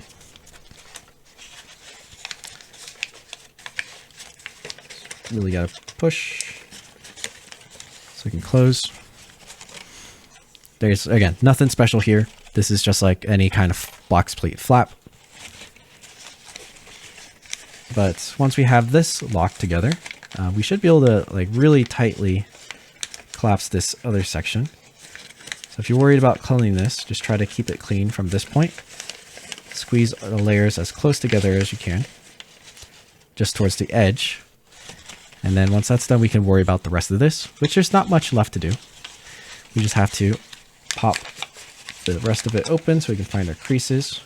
You can see we have that mountain, mountain, and then mountain right here. That's the only one that's not really folded. And then just valley right here. And this fits into the flap, and it actually closes really nicely for us since everything else is kind of done. And then to fully close everything, we also need the bottom part to collapse like that. And then once again, this flap, this pleat on top needs to just fold down, as we're just putting it back, just like that. And from there we can close. Now we had to open up quite a lot of stuff, so just make sure nothing else got messed up, which it shouldn't have because we didn't touch anything, but maybe this did, or this kind of got loose. So put it back together, and what you will see we have left with is this flap, which because of my paper thickness is not fully straightened. You know, it's a little bit wobbly here, but that's just because I'm using a thicker paper. That's totally fine, but we have a flap here now. So we converted those pleats, which you can see here. 3 pleats going on top of each other makes a 3-unit flap.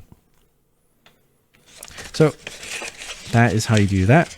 And we're going to do the same thing on the other side. Because it's a little bit weird, I guess I'll show it. But if you want to just do it on your own and you understand how it works on the crease pattern, go ahead and just skip through this part or just work on it on your own. I'll explain. I'm going to do this a lot faster. So I'm opening the bottom just because I know where the creases are. I found my edges, and I know these have to be mountain. So I'm just going to start mountain a little bit on the top, and then I'm also going to just start from the bottom again because that worked really well. So from the bottom, here's our mountain, here's our pleat, which we need to just turn into a regular flap. And we can make that into a mountain until we find our creases, which we can just trace them on the bottom here. Flip it over. Right, so then it goes up here, and then we have our other crease like that. And this first one is strange because we kind of have to twist it in order for it to collapse. And once we twist it, then we can let the pleat come back down. And then we can recollapse this. But now we have to resolve everything else. We just keep going. Got our next one right here.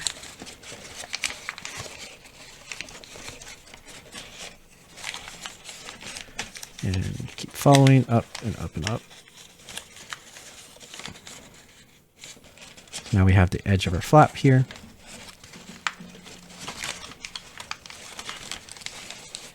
Just like this.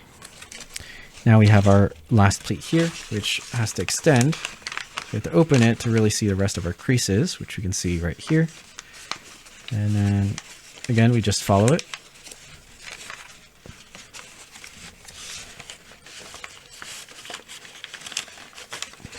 And it's all just regular box pleat stuff, nothing special.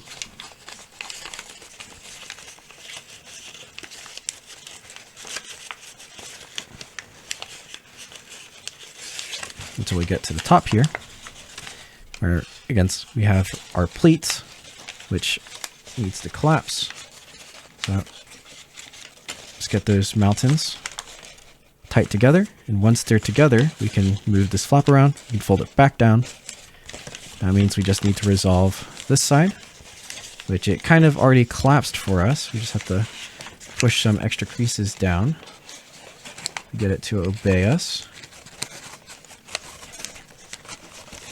And once that's resolved, right, just gotta push it down a little bit. Any paper that's sticking up. See, these pleats will fold back. We have this one folded down, so we can fold that down. And that is it. Make sure this doesn't pop out on us. And once again, we have our flap now on both sides. 3-unit flap on both sides, on the edge. Very nice. And once again, these are going to become a sword that's connected to the back of his belt. Definitely not a practical thing that medieval people actually did. This is straight out of video game kind of thing. Inspired by maybe Monster Hunters. The carving dagger, which is the size of a sword. But yeah, so that is the entire torso, which is nice. Now, the next thing we have to do is collapse the legs, because I find it easier to collapse the legs and then collapse the head and arms. But it doesn't really matter because it all starts from this collapsed stick, which is really nice. But at least in the tutorial, I'm going to teach how to do the legs next. So get ready to unfold some more so that we can fold things back. But congrats on getting the chest done. The chest is pretty cool. And we are on to the legs of the tutorial. And just in case you don't know, right, this is obviously the head. These are the legs. So we're going to be working on the legs.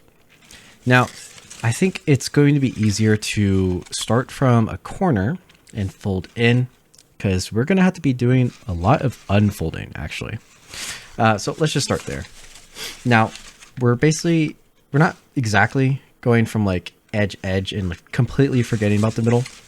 We're going to be collapsing from the middle up just like this. So we're treating this as a stretch with the corner. So first thing I'm going to do is make a mountain fold right here.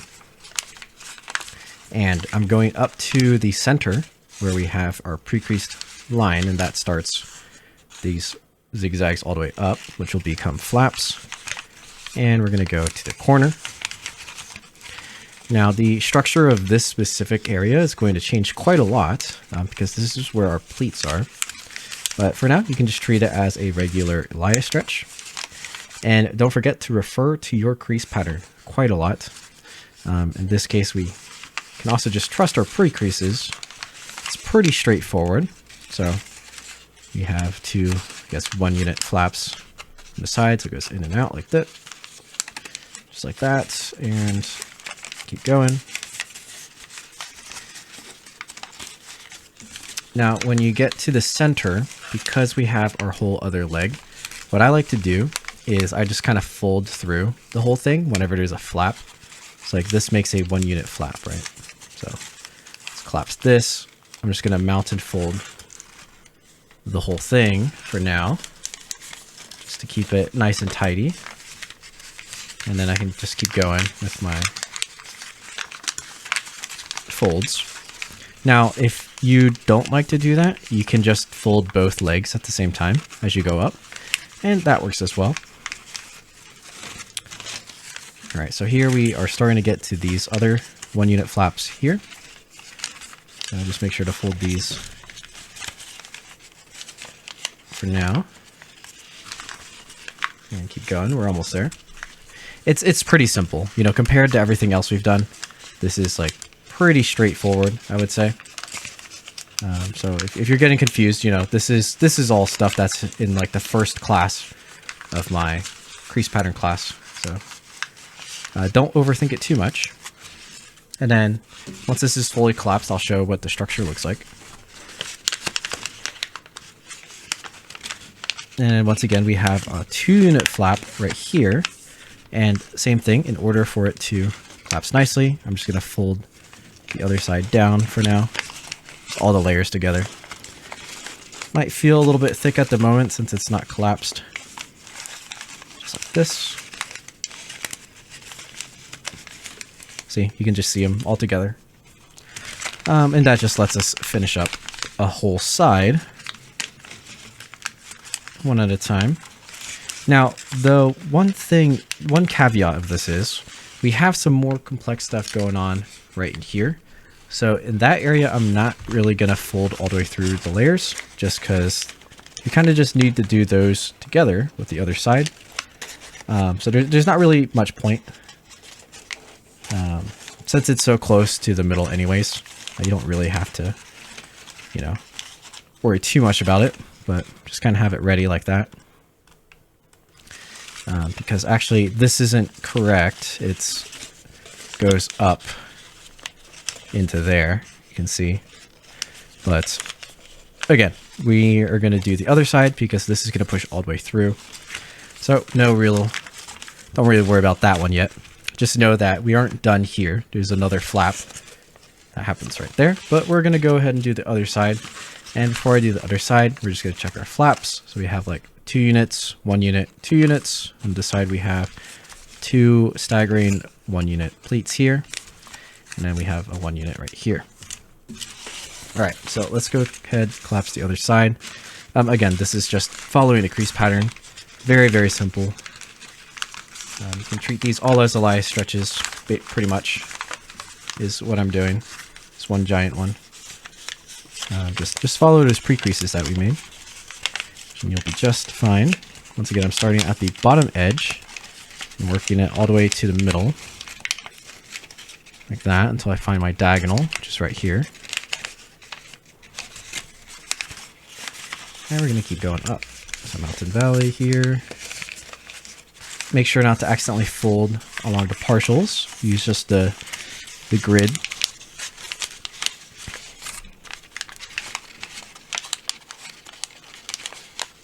There we go. We have our 1 unit flap here. Keep going. Over here we have the 1 unit flap on this side.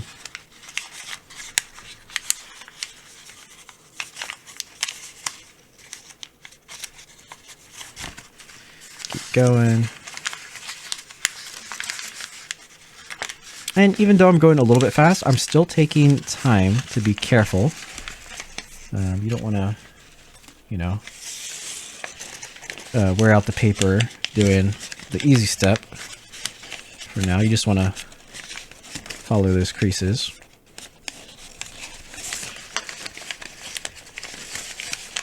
But yeah, we're going to be unfolding a lot of this because you'll see soon for all those pleats.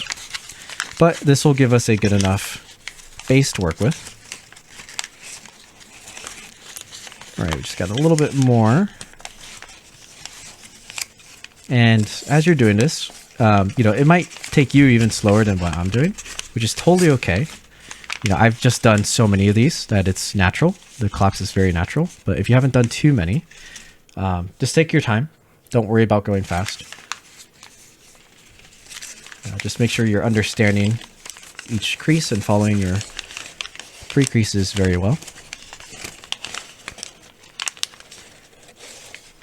All right. And so we close it up here, and then don't forget that we also have one more flap going on here. So I think do we want to fold this one in now, or do we want to wait? I think we can try doing it now. It's going to probably unfold on us a little bit, so just keep note of that you might have to put it back into place if it unfolds itself. But what's happening is there's going to be a 1 unit flap that runs underneath these, and it kind of forms one of those diamond shapes that we've seen previously. It's not exactly the same, you know, it doesn't twist or anything, but we have mountain folds all along here, and it kind of has to happen on both sides at the same time. So what I like to do is I like to focus on the mountain folds that go to the middle point here. So these are the ones at the very center, because once I have that point kind of folded, it helps to lock in place, and then all the rest of it will pull together inside like that. So you can see on the other side, it kind of just works on its own, but it pulls the flaps a little bit higher like this, and the hinge is just right here. So that makes it a lot easier to collapse without things running into themselves too much. And then once you have that good to go, just crease it down until it fits nicely, and it should just stack up like this with all these other flaps right there. And that should be okay. So we can just check, I guess, the structure of our legs so far. We've got our 2 legs. We have the middle torso, which will become like the belt and stuff. And then we have a 2 unit flap, a 1 unit flap, a 2 unit flap, and it's technically a 3 units of space connected to this 1 unit right here. And we have our legs, which at the hinge, it's 4 units. Then we have a 1 unit flap, 2 units, a 1 unit flap, and then another, was this 5 units with a 1 unit flap in the back. So hopefully you have the same thing as I do. If you don't, just double check and trust that crease pattern a whole lot to be able to collapse it. And we're going to get started with the unfolding part and folding part of this tutorial. So the first thing we're going to tackle is actually right in this area. And it involves this layer that's underneath. So we're actually going to open just almost one whole leg, kind of like this. And you can see right now, the structure is made of 2 valley folds. What I'm going to do is it's technically an unsync, but I'm going to pop open from underneath that valley fold into a mountain fold. And what that does is, instead of these being valleys, it's also just going to invert the creases into mountains like this. So now from the corner, it's a bigger, there are 2 units of mountain fold, and then mountain fold like that. And that should lay correctly in the corner. So once you have that, you know you're good to go up the rest of the leg. So pop the whole thing open all the way. And then we have the same thing going on here. is we have that set of valley folds, but when we pop it open and press from underneath, they're going to turn into mountain folds.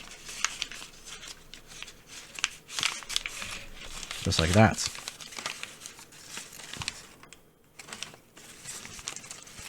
And then from there, we can fold everything back up for now. So you can see we essentially did a level shifter by popping everything out and then returning it back in from that side like that. Pretty cool, huh? But we're not done yet. So the next thing is actually we have to flip over the paper. So now we're on the back. So here's the back, right? It's all these layers.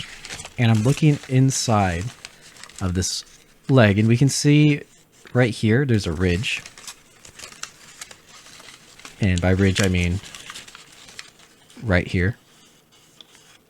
And on the crease pattern, you'll notice it looks like a 22.5 diamond. And the way we make that is all you got to do is squash fold. So I'm going to come here. And if you folded my models before, I do this a lot. But we're going to squash the ridge. So it's not really any 22.5 type thing. It's just a ridge squash. And that's what makes it easier to pre-crease or do it without pre-creasing. You don't really have to pre-crease. You just squash it down like this.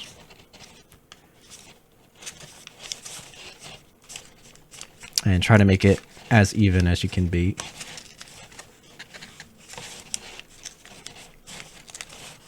Just like that.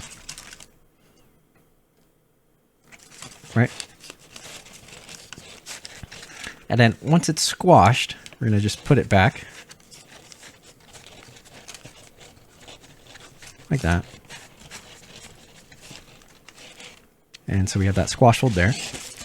And let's flip it back to our normal side so we can just see what's going on. So from here, if you take a look inside from the top, you can see our squash fold created this little locking thing under here. And the one we want to focus on is on this side. So it's the one that's closest to this 2-unit area that we have right here. So right there. You can see it. And it has a valley fold that runs all the way through these pleats. Now what we're going to do here is very similar to what we did to this one. Is we're going to do an unsync. And it's an unsync when we look at it this way.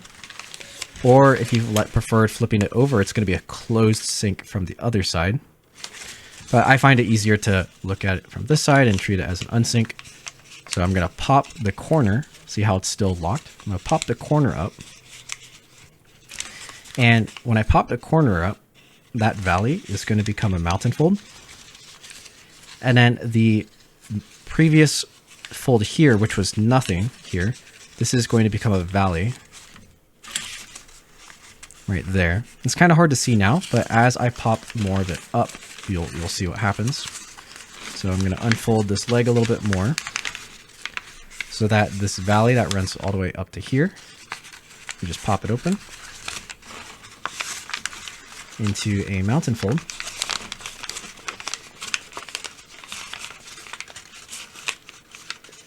And then once again, we have this thing right here. Now, I think we don't need to... Oh yeah, no, we just pop it up. We just pop it up like this. So exact same thing. Just like that. Some mountain folds here. And then what you can notice is, again, we used to not have a crease going under here, but now it's going to turn into a valley fold so that it can close up nicely. So don't forget about that valley fold that runs between these. Just like that. And once you have that in place, once again, you can close it back up, maintain the structure, just like this.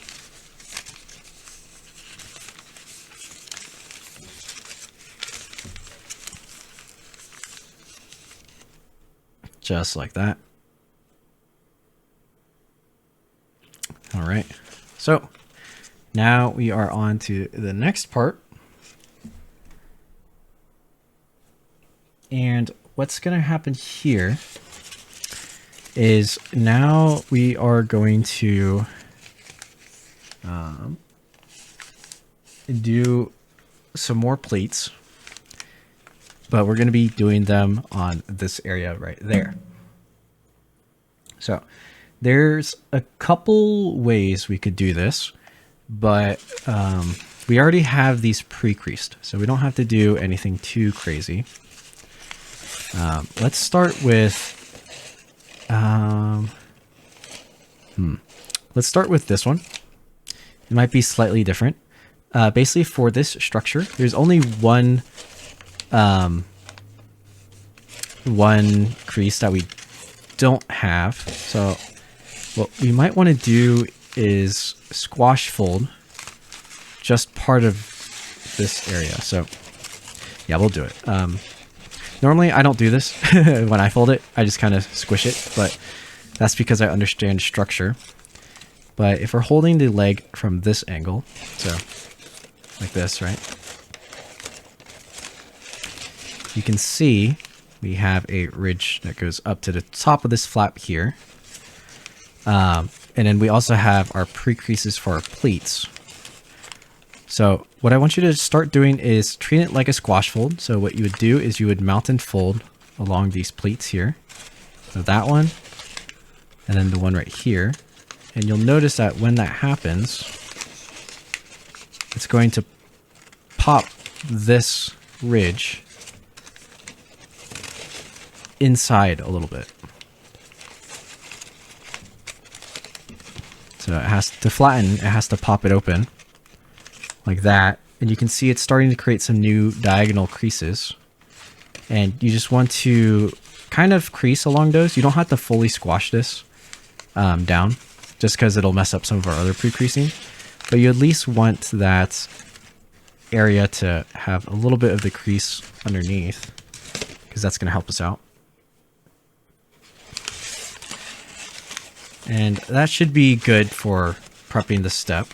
So I'm going to unfold that. And now what I'm going to do is unfold this whole thing like that. And we're going to recollapse it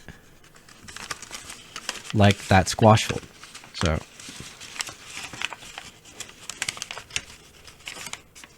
right along here, all of these are going to be mounts and folds. And then the other one right here, also mount and fold.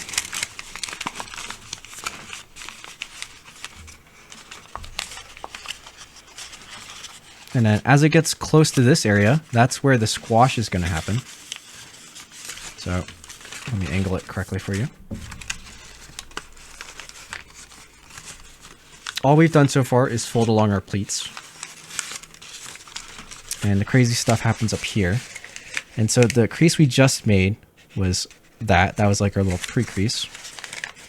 And what's going to happen is you want to be able to close this as a valley. And it's going to enable that part to twist and squash itself into place. However, at the same time, it's going to recollapse on this pleat right here. So you kind of have to push it down as you do it.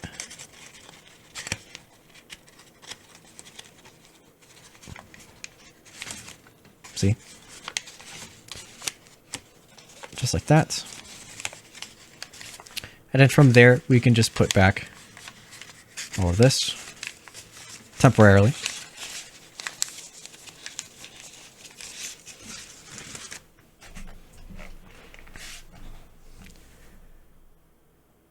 All right. Now, from here, we have a bit more to do. We need to get these pleats in line. So we need these to end up looking like that. And the way to do that is, again, we have to keep this open a little bit, is I have to valley fold this pleat down. And it gets a little bit weird in the transition unit area over here, but only temporarily, because once we fold it like that, we're going to close sync it inside. But again, you don't really have to think about it as a close sync. Just find this grid unit, treat that as a mountain, and then the one underneath it will be a valley.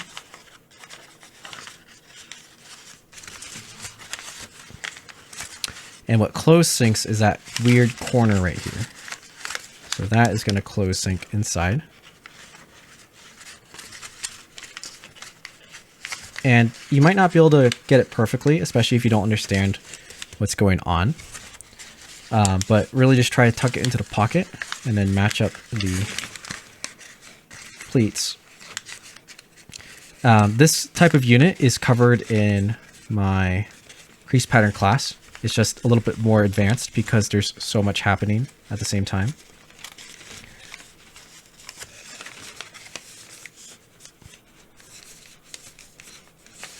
And then once you have that, again, just close everything back up like this. And that is our first set of pleats like that done. Now we have the next one up top, and it's pretty much the exact same. Now, remember that prep step we did with the squash? We can do that again. It's going to be a little bit easier if we look at it from this side this time, because it's just a little bit easier to visualize the squash. So let's take a look at our pleat pre-creases. We have a mountain here.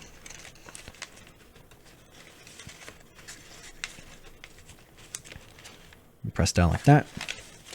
And then we have another crease right here. Prep that one as well. And if we look inside, you can see it squash down kind of like that. And all we need to do is just press on that mountain. Once we have that, close it back to normal, flip it back to this side, and do the same thing. So we're going to open up these two layers again.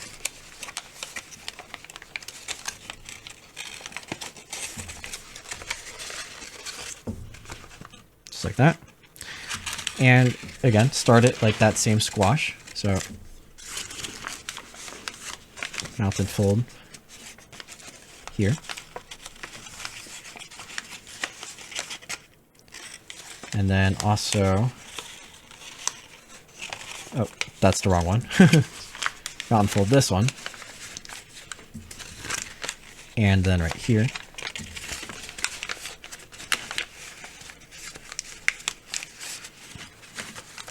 And then the adjacent will be valleys.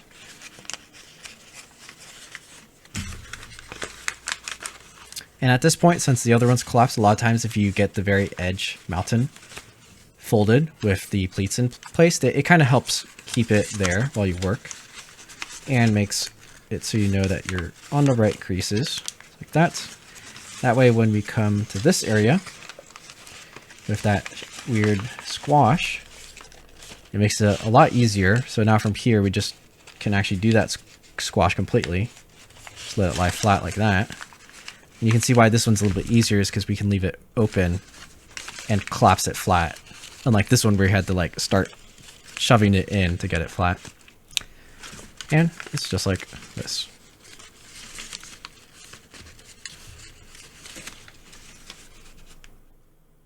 All right, now we need to get this last pleat into place. And if you remember, we did the closed sync on the other one. This one's a little bit different. It's actually more like an unsync instead of a close sync. It's kind of strange how these pleats work, right? But I want you to pay attention to this pleat right here. And what you're going to do is you're going to make a reverse fold. So just a 90-degree reverse fold. And it's really small, but if you can get the top edges aligned. Maybe this angle is good. Like that. If you get that one aligned, then if you just let the flap close, then you have a little reverse fold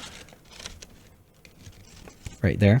It doesn't have to be super clean, so don't worry. And with that, that is what we're going to use to unsync. So I'm going to open this up. We have the valley fold down there. We want to turn that into a mountain.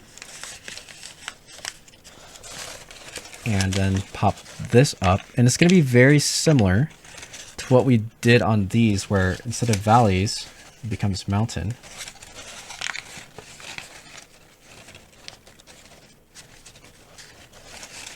Just like that. See? And then right over here, we want the valley, just with the rest of the pleats.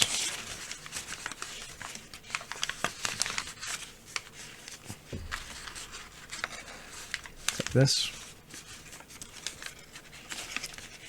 And it lets it close up, just like that.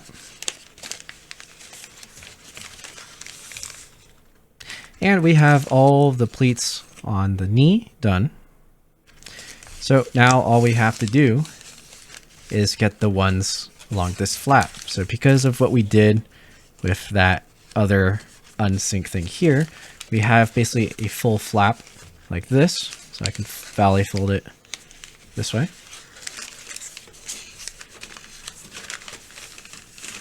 Like that. And what we're going to do is we're going to squash fold this flap. So we already have the pre-creases for it. All you got to do is squash it. So squash. I like to start a little bit in the middle. Just get it in place. And then go towards the bottom.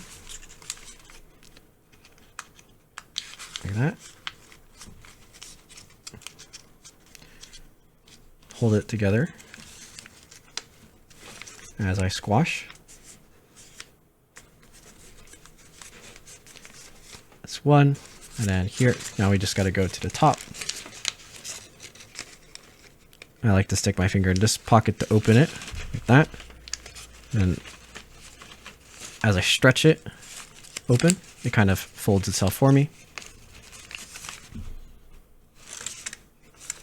And then we have that part. And to complete everything, just fold down for now to get the layout of our leg. And that is our leg with all those pleats. It's actually a pretty nice sequence. You don't, I guess we opened up quite a lot, but I opened more than you probably would need. That way I can just show the paper enough, hopefully, so that everyone can understand and have an idea of what these do. But if you're experienced with these kinds of structures, it should be pretty straightforward and pretty satisfying, actually, since we have everything pre-creased already. But yeah, so that's how you do the leg. Now, obviously we need to put these things into the knee, but we're going to do that after we do this leg. So while it's fresh in our memory, how we did all these pleats, I want you to go ahead and add those pleats to this leg. And then we'll come back when both are done and work on those spikes and pleats right here. So I'll see you when both legs are done. Hey friends, we are going to work on the legs now. So you can see we have our pleats done, and this section is going to be very similar to what we've already done on the chest. Pretty much the exact same sequence. And then same thing with the spikes over here, which we've already done right there. The only difference is going to be the ones on the edge right here, which depending on your paper will either be easier or just a little bit more tedious. But there's a little bit of pre-creasing we can do to make this even easier. But let's get started on just the little spikes. So let's get started. And once again, I like to start from the top ones and go down. I find it just to be a little bit easier. And we're going to open up the flap like this. Nice and carefully. And you can do either method of what I showed before. So one of them, which was to fold all the points together like that and almost treat it like a, little reverse fold and then do the squash fold or the square twist. So I can do both sides this way.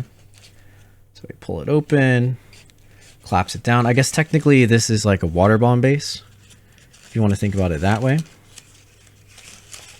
Fold it to the center. Like that. Oops, this needs to go down. And then from here, I'll flip it around so it's going to stay in focus. From here, we just do a square twist. So open that one up. We can open this up. Go on.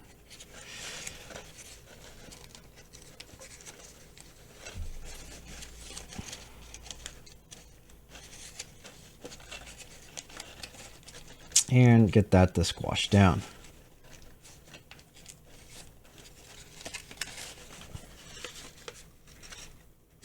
Once again, the most important thing to do is to make sure the corner on the top where the point actually is the cleanest one.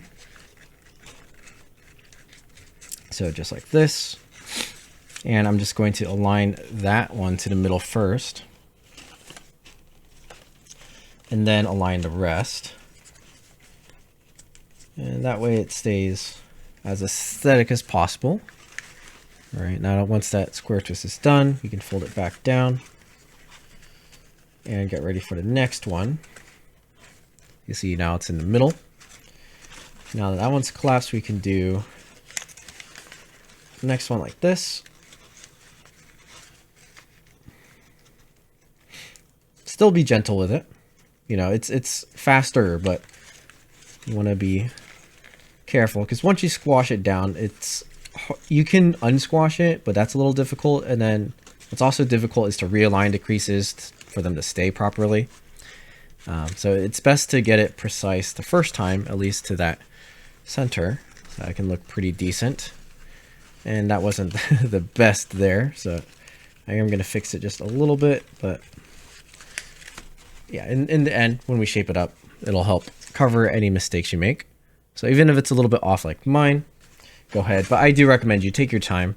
In this tutorial, I am going a little bit faster than I think I would normally go. And that's just to keep pace with the tutorial. So don't feel like you have to actually go as fast as I'm going. I also am really familiar with this sequence. So it's a little bit more natural for me to do. But in order to not tear your paper and to get some precise corners, take your time, and hopefully by watching me do a few of these, you get an idea of how to fold them. And then once you have that idea, they'll become really easy and you just kind of rinse and repeat, So here, kind of same thing. Another square twist.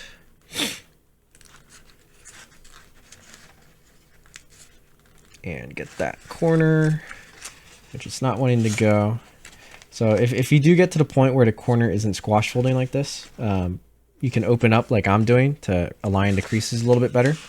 You can also reach underneath the paper, but you'll have to reach underneath on this side, which is a little bit harder to do on smaller papers, just because there's a lot less room to actually grab. But you can always unfold the paper a little bit to do that. But I find I don't have to do that very often. If anything, I just have to adjust the creases like I'm doing here manually before collapsing it back down. Like that. And then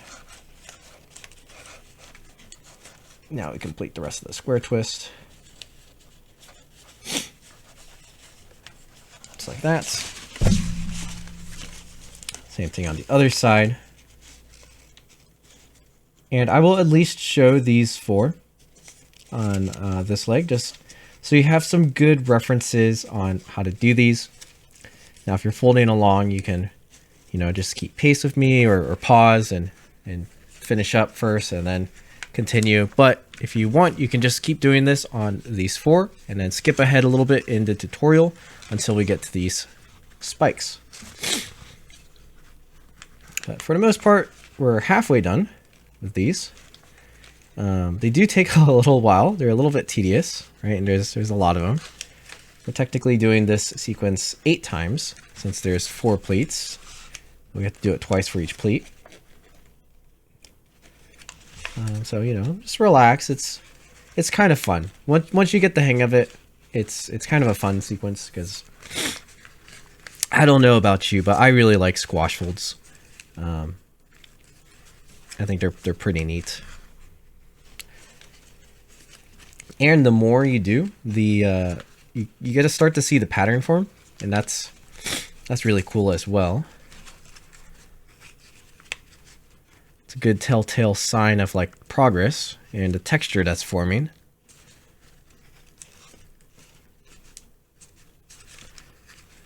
And then when you get those ones that squash down pretty automatically, it's also super satisfying. Though it doesn't always happen, like this one's a little bit stuck too.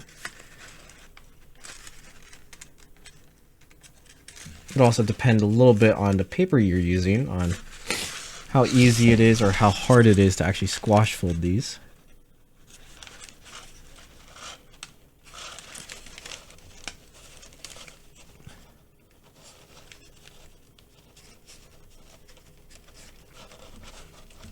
There you go. Just got a couple left.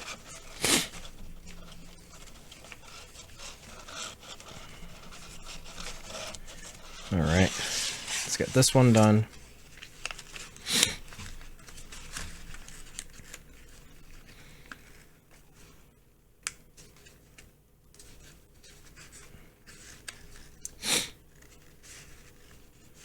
And generally the second of the pair is easier since it kind of already makes a reference line on where to fold up to. So that's always handy. Like that one was way faster than the first. But let's keep going. We're almost there. Just one more pair. And we are good to go. So once again, just doing a little swivel things. Exact same as what we've done before.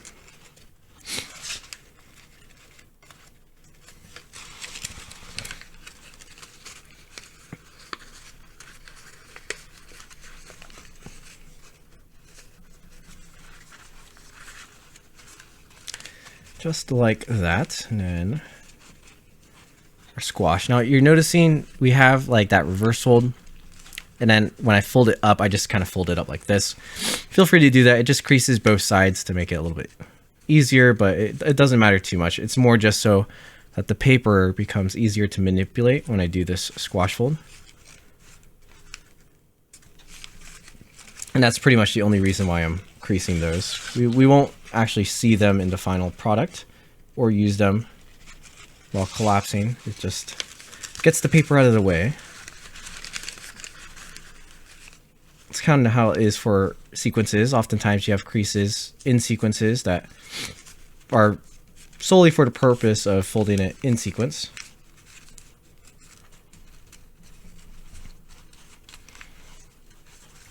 All right, one more.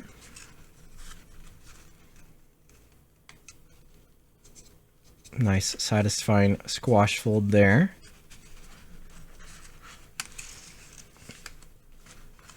And close that back up. And we have our knee spikes. Now, right now I have all 4 of them facing up.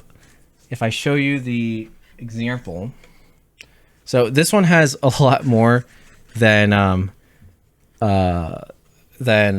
this one does. So it's got like 2 more spikes going up the thigh. We don't have those on the 32 grid version, but you'll notice the very bottom one faces down like that. Or actually, it's not even the bottom one. I think this is going to be the middle. So it's like, it's kind of like this. Right? Yeah, so that's the knee.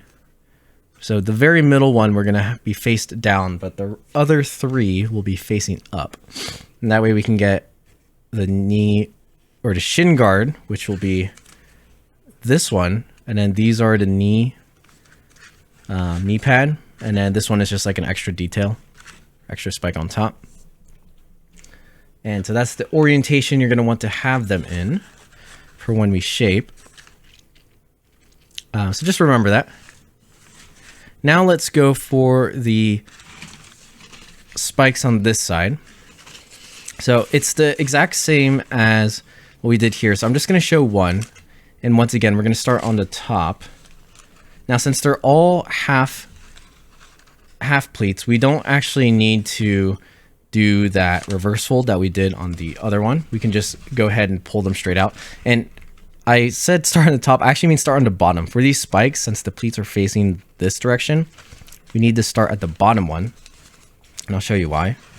So when I pull this out, right, just like this, the area I'm going to swivel is going to be right here. And we need to do this one first. Otherwise, it gets trapped on all these layers around here. So get that done. Match up that swivel fold on both sides. And then same thing as before, press it all in. We do have a nice reference point. There is a grid line that lies right there. So you can fold up to there. And then I like to check the other side to just press that pleat back down and close it all up like this.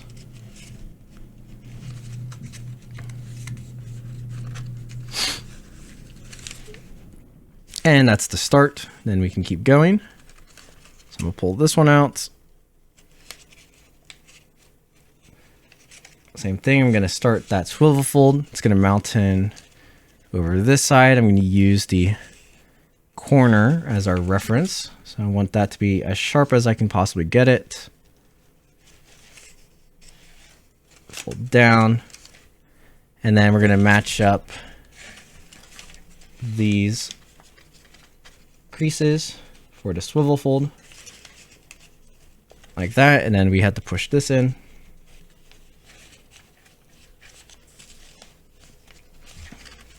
And make sure that folds back nicely as a pleat. And there we go, we have a spike. And so we're gonna do this 2 more times. So once here.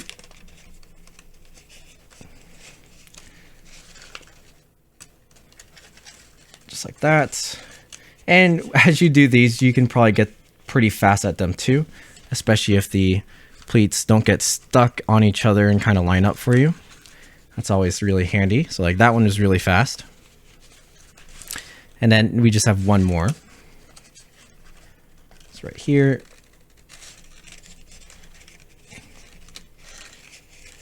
Fold that swivel fold. Right there, that's how we start it. Then we line up the creases on this side. Which this one is not liking it as much. So I kind of have to hold it like that. And it raises this area, and that's just because I have to push all the paper back in. And then that kind of helps it out. Lets me close up the flap.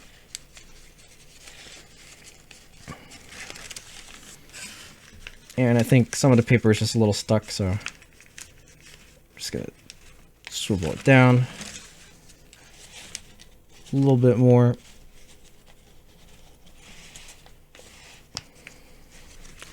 And we're good to go. So that's our spikes on the side. Now we also have them on this inner part, which I mentioned is a little bit different. And the reason is because we basically have just half of those pleats. We don't have the full layer. So we don't actually really need to stretch these. What we're going to do is just do the swivel fold manually. And again, we're going to start at the bottom here, and our reference point is this grid line, which you'll be able to see on your fold right there. And then also we can see through the layer, like half the layer to right there. That's our other reference point. So we're going to fold a diagonal between these two, and at this angle it's going to be a valley fold because we were hiding the paper here. So you can see I started that valley fold right along. And when I fold it down, I'm going to want to swivel using the top of this corner as where we're swiveling from, right? Because that's like our spike. So make sure to get that sharp. And then fold down. Now the goal is that this swivel fold is parallel to the front, so you don't see it popping out from the other side. So you don't want it to like, if I folded it badly, it would like show kind of off on the other side. We want it to look sharp being like that. So if you generally follow that reference point, it should guide you there. But if you need to make some adjustments, feel free to make those adjustments to just hide the paper. You can always, even if it sticks out, you can do a second swivel to hide it. But ideally you don't need to. And then from there, you just do the same thing. So same reference points, about halfway that point, and then this top corner, just like this. And get it to close. Now I mentioned there is a pre-crease that you can do to make this even easier. And what that pre-crease would be is just doing a 45-degree valley fold on this corner. So we're basically pre-creasing the tip of the spike first, like that. And then from there, we're taking the inner flap and swiveling it down. So it's instead of doing like one fold for this, it's like a two-staged fold. So if you like that and think it's helps you be a little bit cleaner, you can go ahead and do that. I find it to be like a little bit confusing, at least to show, but if you can understand it, then that's all the important thing is. So I'll show it one more time. You're basically, and this is how it would be described if this was a diagram. You would be folding, yeah, like it tell you to do a valley fold, and then it would show this next valley fold as a swivel, and probably call it swivel fold, while freeing the paper trapped underneath or something like that. Because like technically this is paper underneath, and you valley fold it out from underneath the flap, and it's now freed. And then you just make the creases according to whatever happens afterwards, which will be this little weird kind of shape. But if we flip it back over, we can notice that these spikes look just like the other side. They're just maybe a little bit thinner and could be even cleaner since I'm using thicker paper. But we also have this layer underneath it. So leg ultimately looks like this. Let me flip it back over to this side. And voila, there we go. We have our leg collapsed. This fold is like that as well. Pretty nice. Now, obviously, we need to do the same thing on the other side. But I think I showed at least enough on this leg for you to understand how to do it on the other leg. So go ahead, complete the other leg, and then come back to the tutorial. And we're going to wrap up just a little bit more on these knee pad or knee spike areas, which is like kind of shaping, but not really the full shaping, just prepping us for the shaping. And then we'll move on to the upper body. Yeah, so get that done and I'll see you soon. And we are back with both legs collapsed in terms of like the spikes and the little pleat things here. Now what you'll notice is I've gone ahead and done it on the left leg so you can see the example of, was that a little spider on my origami paper? An example of the texture that we're going for. I did it all except on this one, but I'll show it on this side. But you can kind of see how now instead of it just being a regular box plate flap, it's more of like a diamond shape. And this goes a long ways. We're going to be doing this on the legs as well as on the ones on the chest, just to make sure we do them in time. But let's go ahead and I will show you what they look like on this side. Since these are pointed upwards, it's a little bit easier. All you really got to do is open up the flap right here and you'll see that we have basically this amount of paper, and we're going to be making a mountain fold from this corner down to the bottom corner there. So just try to visualize it for yourself. I'm going to hold it this way because it's a little bit easier for me to fold it. And it'll also kind of lock the other pleat in the upwards direction. So just like that. See? Tucked right behind. We're going to do that same thing on this side. And just fold it behind from corner to corner.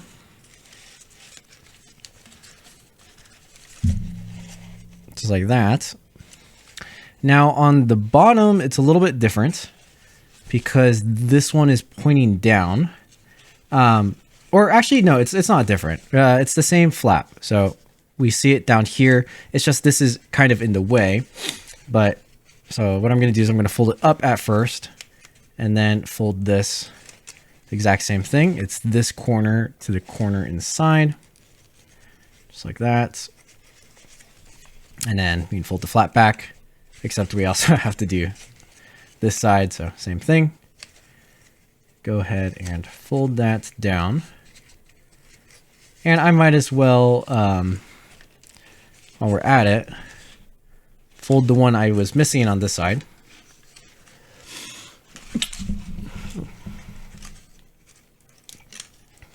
Just like that.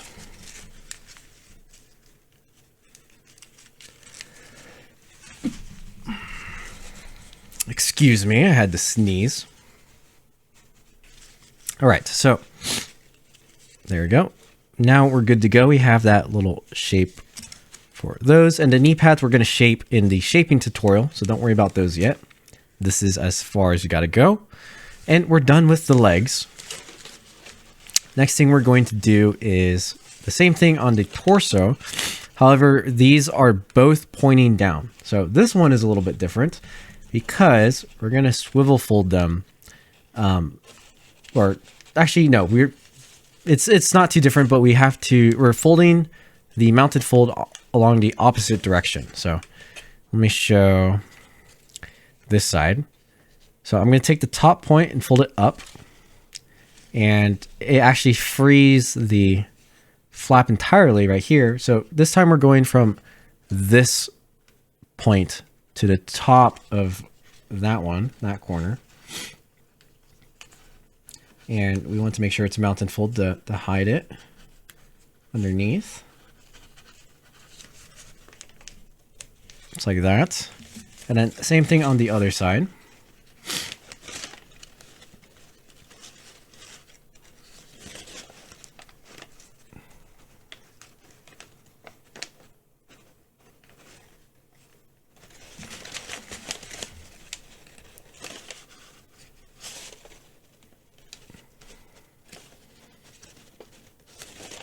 Like that. And once both are folded, we can fold the point down, which will hide all of that. And we get the diamond shape face in the other direction. Now for the next one, this is where we're going to have to do a little bit of a swivel fold. So because it's not exactly the same unit, it's like a full unit attached to this half one. We can't exactly just fold this down. We're going to try to, but... oh, actually, maybe we don't even have to swivel fold it. Maybe in the past I swivel folded it. I guess we can just mountain fold it. Just kidding. It's even easier than what I thought it was. We can just mountain fold it behind. Same exact way as before. So same kind of deal. No swivel folding needed. It's from corner to corner. And then same thing, once that's done, fold it down and fold it down. Now these folds don't lock the points the correct direction, so they're going to be wanting to stick back up a little bit. That's kind of okay. It'll add some texture. Just make sure, you know, they're folded in the down direction for the most part. But again, we'll worry about that later. And we are done with the bottom half, or even more than about bottom half of the model, the legs and the torso. So we are going to go ahead and start with the top, and this is going to be the arms, shoulders, and the head. So I'm going to flip it this way so we can pay more attention to that area. And we can see our pre-creases for the head, and we got the arms. It's going to actually be very similar to the process that we folded the legs with, where we folded them just into their stretches and flaps, and then open it up and get the pleats in and whatnot. However, in the process of doing that, the head is a little bit more complicated than the middle of the torso here. And so we're also going to be collapsing in the face, but I'll show how to do that. And let's get started. So first thing first, we can kind of do the same thing of start with the corner. So we're going to start from a corner and then also go into the middle of the paper where the head is. And it's a little bit different because it doesn't come to a point. There's actually these pre-creases right here that you can see that we're folding against. And so just start by doing the mountains and valleys on the edge of the grid like this. And we actually don't even start our first part of the ridge until you two pleats up. So just go ahead and start pleating the outside edges like this. You can do a whole pair of mountain, valley, mountain, valley. And then we hit the ridge for the arm. And from here, we follow the pre-creases. So we go up another pleat, start along here. And what's going to happen as you come along the other side is we're actually going to have some flaps starting to appear here with the pre-creases, so you can see them right along that. These are going to be a sequence of valley folds, so you might have to invert your pre-crease a little bit, but it should be pretty easy. And then if you remember the trick I told you I do when we were collapsing the legs is on the other side, I just fold all the layers together as a flap, and that helps me collapse the middle. That way we don't have to parachute or do anything like that. And it kind of stays together a little bit. So then for that next flap, I'm gonna get these ones together like this. Same thing, we're gonna start the next just 1 unit flap on the face here. Make sure the pre-creases are going all the way through, just like that. And it looks like it keeps going. So the same thing on the next pleat.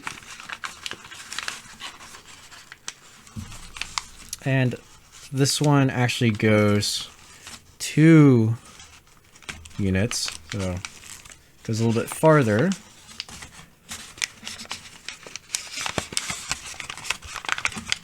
Just like that. Now we have some more pre-creases in the face that we did earlier, but we're not going to collapse those yet. We're just going to collapse the face with these most exterior flaps. So the next one we're going to be collapsing on the head just goes back up to the mountain like that.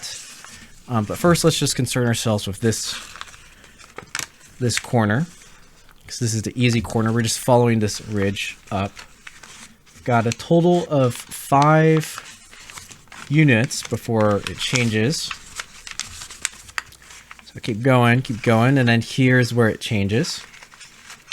So fold along this one, and then we have a flap right here. And that's created, you can see our pre-creases right here. Let's go ahead and collapse that. And then we have the pre-crease going back down and it goes back up again. This is very similar to how our legs worked. And then once again, it goes back down and it goes all the way down until we hit the neck. So you can start collapsing the rest of it too. Getting this all together. And at the same time, also working on the part that attaches to the face. So again, we have the pre-creases right here. It's just mountain, mountain, mountain.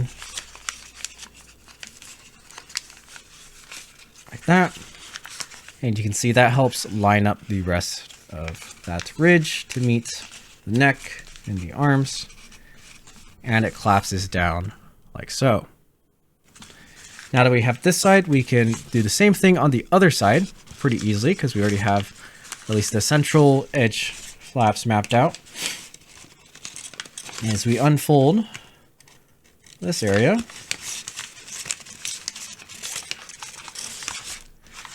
so that we can start the same thing from the corner. Remember, we have that sequence of mountain valleys that go all the way up into the center where we have the 1 unit flap.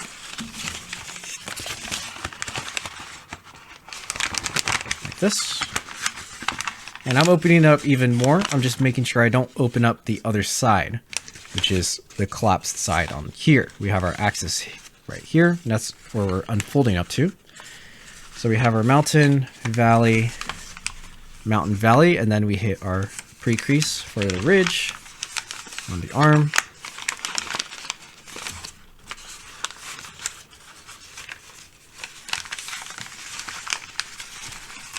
And then once we have that mountain, valley, we can start along the top here where you can see our pre-creases, which will be valleys. And it also helps that since we already collapsed it, you can see this 1 unit flap now just gets completed. Like that. And on this next pleat, we have the 2 unit flap that ends in that mountain in the very center. And from here, we need to keep doing these pleats and following our creases. And then once we get a couple more, we'll be able to collapse more along that middle. We'll keep going.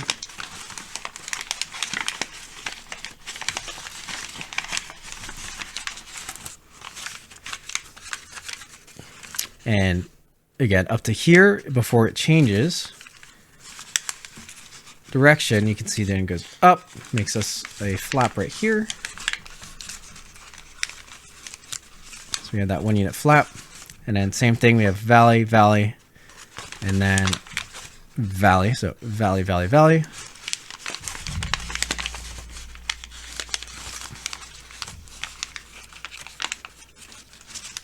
And that makes another 1 unit flap. And then now we have enough pleated to collapse more in the middle. And once again, just following our pre-creases and also using the other side that was already collapsed as reference. And the pattern we can see is mountain. And then it goes valley and back into the rest of the collapse because this will become the neck. So there's one more right here. These are pre-creases that close up just like that. And at this point, it should feel a lot more unified in terms of what's collapsed. You might just need to adjust some things that were misplaced if it feels a little bit strange, but it should nicely lay flat like this.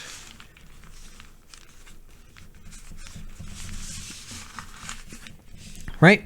And this should feel very similar to how the structure of the legs actually were, except just in this case, this is going to become the head, and these will be the arms. So what I like to do with the arms is right now they're facing up.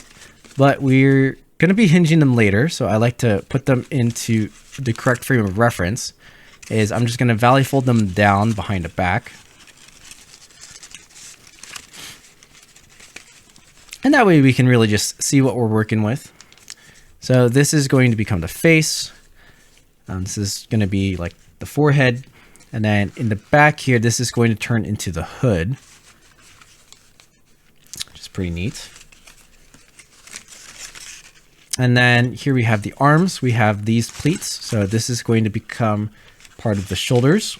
It's actually going to valley fold out this way, but we're going to do that after we collapse the pleats. And then these are going to be the small pleats that are very similar to these. And then we have hands, which will become fingers. And should be pretty fun. But yeah, so next up is we're going to collapse the pleats, the partial pleats on the arms. And that involves unfolding a little bit, but it should be pretty familiar. And I think we only have to do them on this one. All right, so let's go ahead and start on these pleats. Now, the first thing we're going to do is unfold this section right here. And we're going to open up. And you're going to start to see in this row, we have our pleats. And so this is going to work very similarly to how we did the leg ones. Is we're going to open it up to here.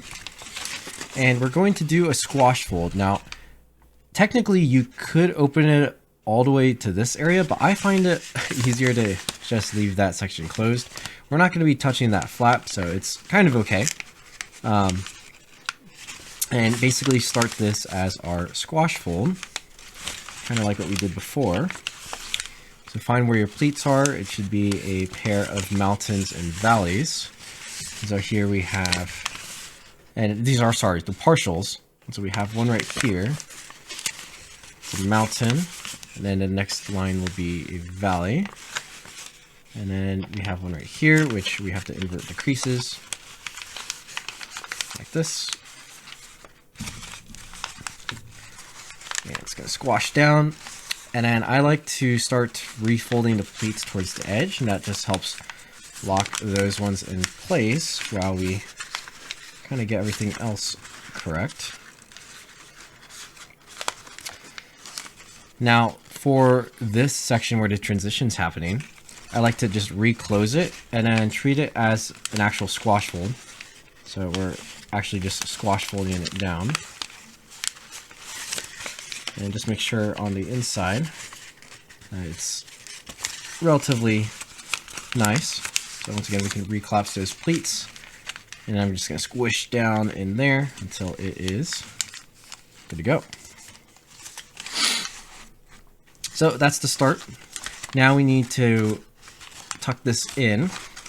And there's a couple ways we could do it. We could either do the reverse fold and unsync method, or we could just kind of close sync it all the way in and mush together. But I find this method to be a little bit cleaner. So it's the exact same as the other part of the leg, where we fold a little reverse fold in there. And then we pop it out. So on top, like that.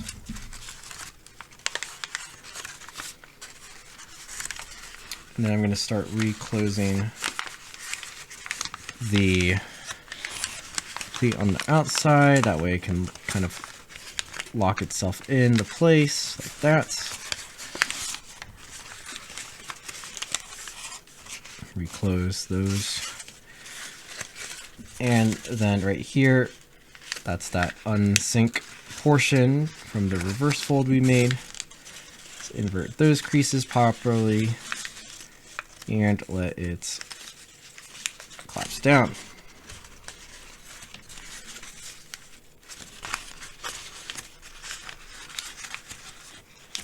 And make sure it's along those grid lines. Looks like mine fell off the grid lines a little bit, so I just got to put it back. And there we go. So that's how you get the first set of pleats on the arm. Now, if yours is kind of, again, stretching out to like mine, just make sure to fix it, put it back, fold it down so that it doesn't come out, but it might, you know, shift on you a little bit. Just kind of be aware that that could happen. And that's just because everything is getting a little bit thicker on the arms. But don't worry there. Just trying to make sure it's all good for the most part. All right, just like that. Now, something else we have to do is on this section. So let's actually fold the hinge because we're gonna shift some of the paper out. So remember how our arms were folded down like this? What I'm going to do is I'm going to take this one and I'm just going to valley fold along this grid unit like that, just to swing the arm out to the side. And I'm using pretty thick paper, so it's a little bit thick there, so you got to be a little bit forceful. But the arm should come out to the side like that. And what this actually enables us to do is we can take the top layer right here and squash fold along where that valley fold was to kind of open it up. Now you'll notice it's getting stuck right here. So to get that unstuck, all we got to really do is unfold that. So it's kind of like a little unwrap, but a lot easier than some other unwraps. And that will allow it to swing outwards. And now we have something like this. So it's 2 units wide up at the top here. And I'm going to show the back so you can see what happened. So all that really happened is it used to be tucked in like that. And then I just opened up that layer, opened up this one, and now it's like this. Nothing too crazy. But what this allows us to do is reform that diamond pattern. Remember that we did right here on the shoulder. So let's start with the one closest to the edge because it's going to be the easiest since it's literally right on the edge.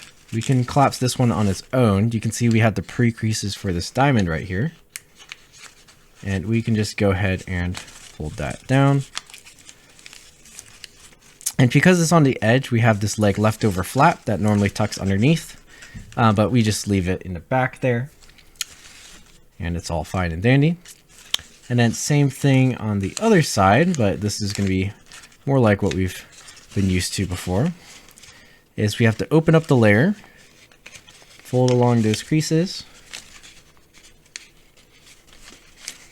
And then this one is going to swivel down a little bit in order to fully collapse. Just like that.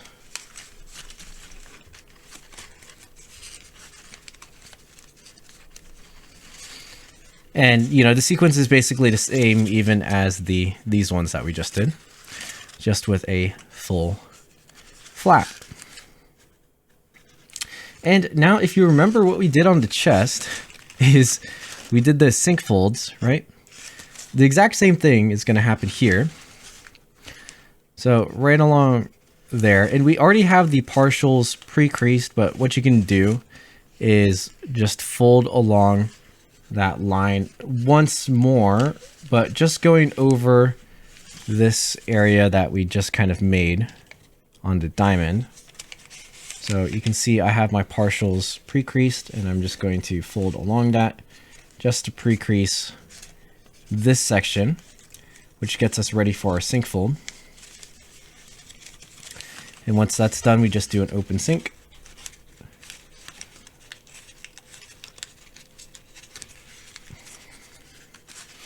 Now you might see that these pleats, because they're on the edge, they're opening up quite a lot. We want to make sure when we collapse the sink that they stay closed. So take some time to make sure they stay closed, and that'll help keep them in place. And then just complete the open sink.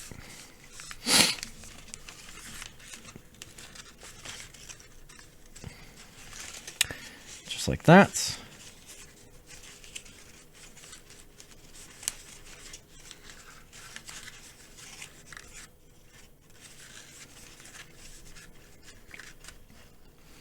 All right, now we have one more side, so this side.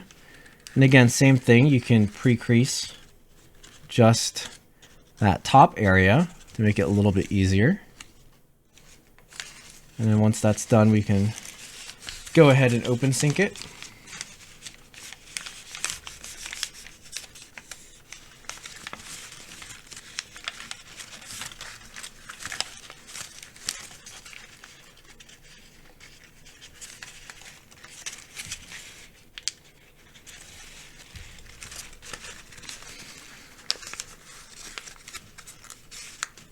All right.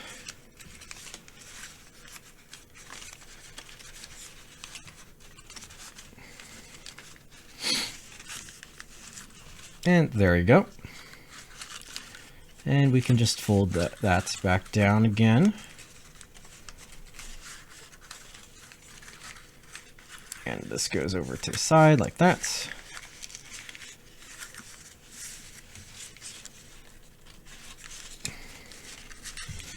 And you'll notice that what we're left with, and actually the layer orientation, we have this big thick flap that goes down first, and then you rotate that to the side, and then you fold it down. It doesn't really matter too much, but it will later when we start to do that same thing over here.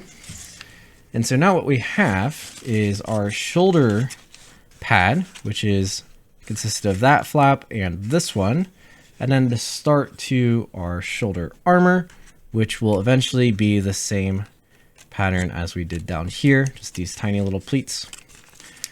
And then we have a set of spikes that will run across there. Now, there's actually some more spikes besides just those, and it involves this thicker flap right here. So you can see it's kind of sitting right there for now. And the way we get those flaps is actually by pulling out more layers from inside it. So I'm going to take my arm, I'm going to open up these flaps to the side, and remember this one, it should be independent on its own. If it's not, it's just trapped between one of these layers here, so make sure to try to free that and just get it to this free state where it's, able to fold open. And from there, I am going to reach inside of those layers and pull another one out very gently, like this. And what I want to do is, we have these grid lines here. We just want to fold them back up to the point that they meet, right, like that. And then we're going to fold some more creases that are just going to align the edges to each other, like that. And that will allow it to, once again, fold back down, but into a point. And what's going to happen, you see, this is also going to fold into a point. It's valley folding. Fold that one down. Fold this one down. This one isn't quite a point yet, but to make it a point, we're going to do a valley fold along this, like that. And it's going to fold up right there. And then we can fold all the rest of the layers back on itself.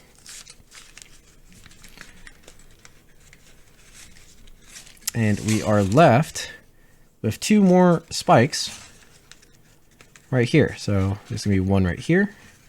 And then there's another one tucked inside over there. And that will come out later when we do our shaping in the shaping tutorial. So that is part of the shoulder. A lot of it should be actually very familiar to things we've already done. The last structural thing we need to do is these and then the fingers. So let's start with these. We'll do the fingers very last. And I'm pretty sure you're pretty familiar with these already because we just did them. There's only two of them this time. It's the exact same thing. You do those little square twist maneuvers. So I'm going to set these up on both sides. just like this. Pull the layer open.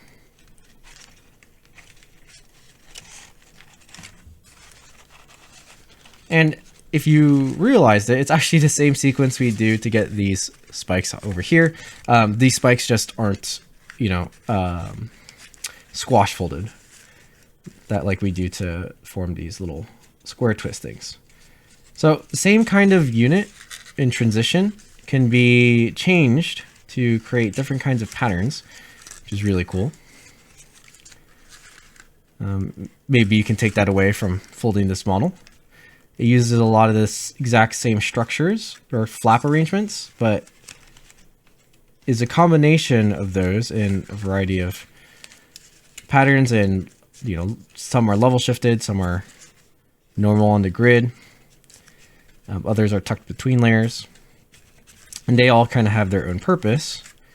They create this dragon plate armor type looking texture. Let's get that squash fold in. It's not quite all the way. There we go.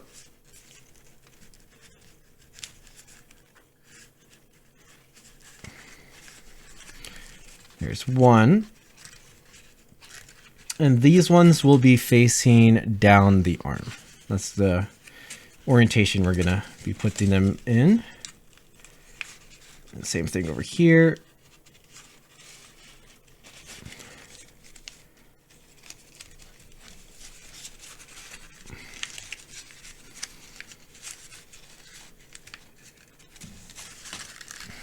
Like that, and then same thing on the other side.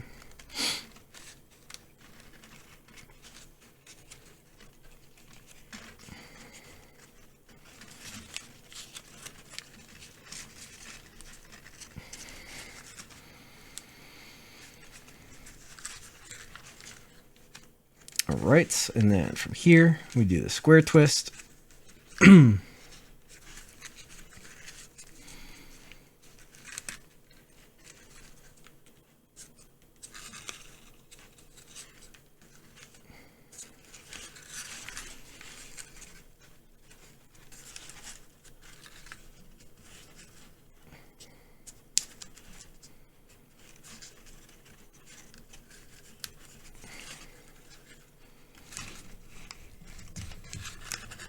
There's one, and then our last one on this side.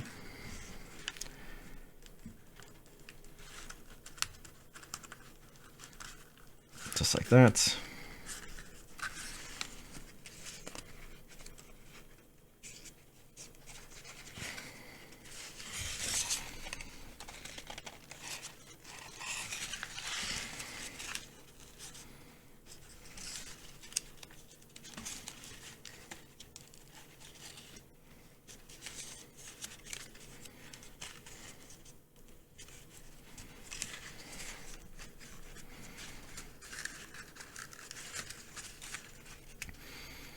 And fold both of those down.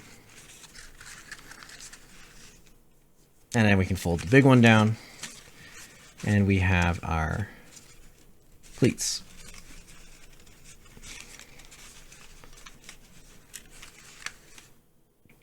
Now we just have a few more things to do. We have the spikes along this side. These are the ones that will swivel fold, and we want to fold them inside of these layers. So you're going to stretch out here, fold to this grid line, that's where it's going to swivel.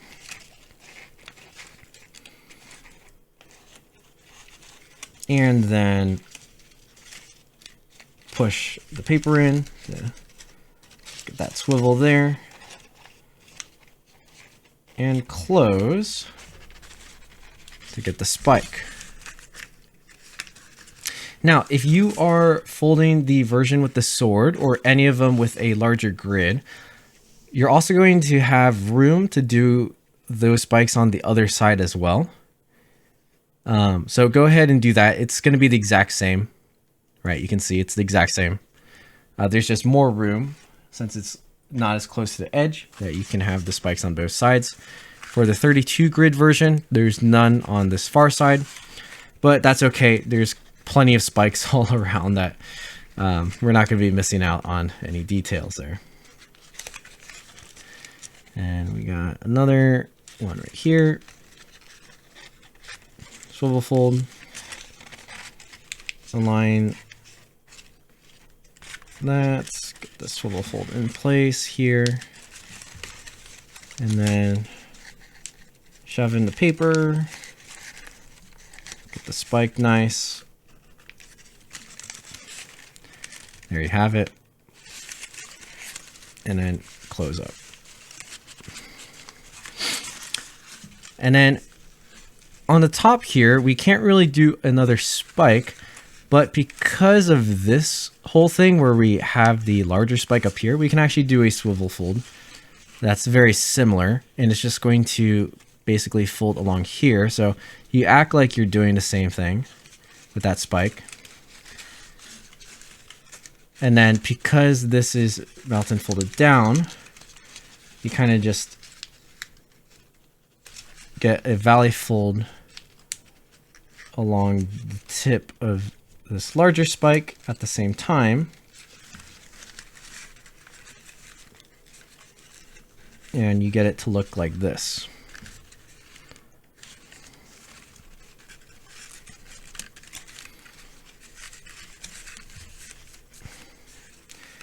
Now just some extra small little details that we're going to be able to shape out into a cool looking shoulder texture.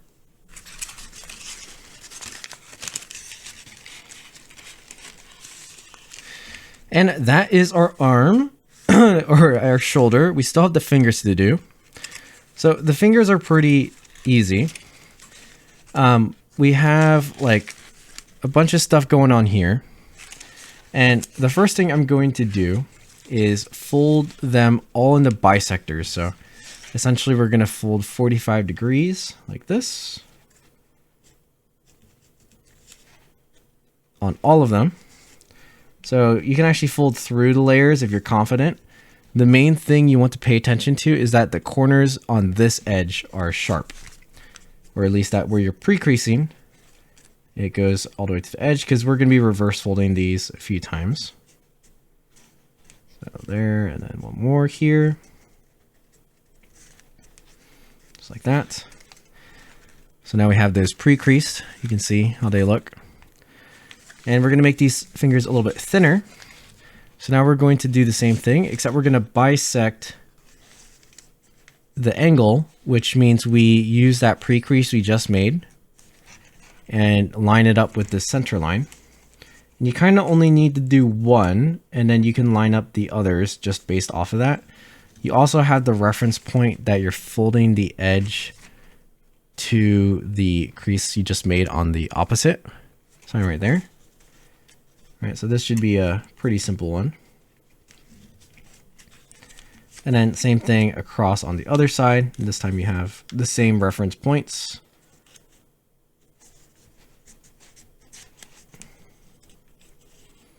Same thing here. Unfold. And then we're going to be reverse folding all of them. And when I do the reverse fold, I actually like to just close this flap up. It's not going to fold flat here, which is fine. But it just kind of helps me line up these reverse folds, especially in the corner one, which we want it to be pretty sharp because there's the least amount of paper and it ends up being the most fragile finger. So let's get that reverse fold. So when we do that reverse fold, we have that extra part sticking out. So then we reverse fold it again. And this has its own pre-crease that we did first. But you'll notice we still have a little bit sticking out. That part is not pre-creased, but it's generally so simple to just reverse fold in that you shouldn't need to pre-crease it. Just line up those corners of the fingers to each other as best as possible. And that's your finger. And we're going to do the same thing with the next set.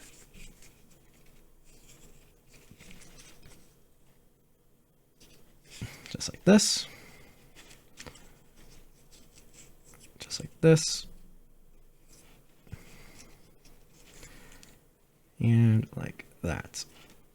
Now, if you are doing the bigger grid version, instead of these reverse folds happening on the level shifted down sections, what I believe happens, or there's a couple of ways that it happens, is it's happening on full units. So the fingers are a little bit larger actually. And the transition unit goes to the fingers and it acts just like a sync fold. So that's how you fold those.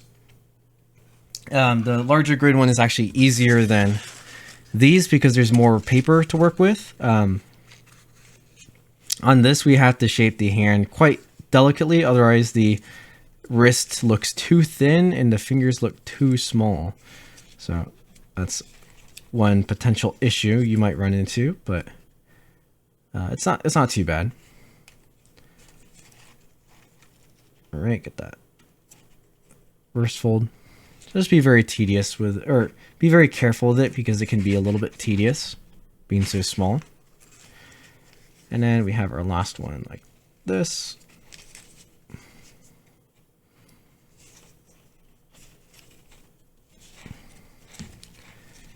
And like that. And fold down.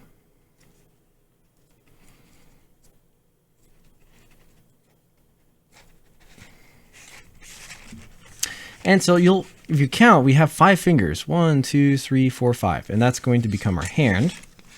Now, right now, because of the way we opened up the shoulder, the fingers won't lie all the way flat here. But we're going to be able to change that once we shape the arm. And that's going to happen in the shaping tutorial. So you don't have to worry about it yet. We also have this thicker part right here. And again, yeah, this is going to help turn into the hand and wrist and hopefully give it some more depth. If not, we're going to thin it out in a little bit, but there is that worry. You don't want to thin it too much. Otherwise the hand looks way too small compared to the rest of the model. All right, so that was one arm. Now, just like the legs, you're going to have to repeat the same thing on the other arm. So let me just reverse fold, or not reverse fold, let me just valley fold this arm to the side for now so that you can see what's going on. And if you have the crease pattern handy, you can really start to tell that this is beginning to look a lot like the crease pattern. Right? So go ahead and do the same thing on the other arm. I'm not actually going to fold this yet. I want to show the head. So I'm just going to do part of this, but on yours, just go ahead and do the same thing on the other side so it matches, and we'll come back. All right, so I assume you've done your arms. Pretend this one's done on mine, and I'm going to show the head. But I also forgot one thing on the arms in that sequence, and that is to do these little mountain folds, kind of like what we did on the knees, right, to get the diamond shape on our spikes. So it's like this. It's the same kind of ones that we did on the torso. Since they're faced down, you have to lift one of the flaps up and then mountain fold behind. And then once that's done, you fold the tip back down. You can get a little bit of that shape. Now, for this one, because it's attached to the larger one up here, we can't exactly do that whole thing. But what we can do is get it a little bit like this, and then we can swivel the rest of it down while the other part is down. So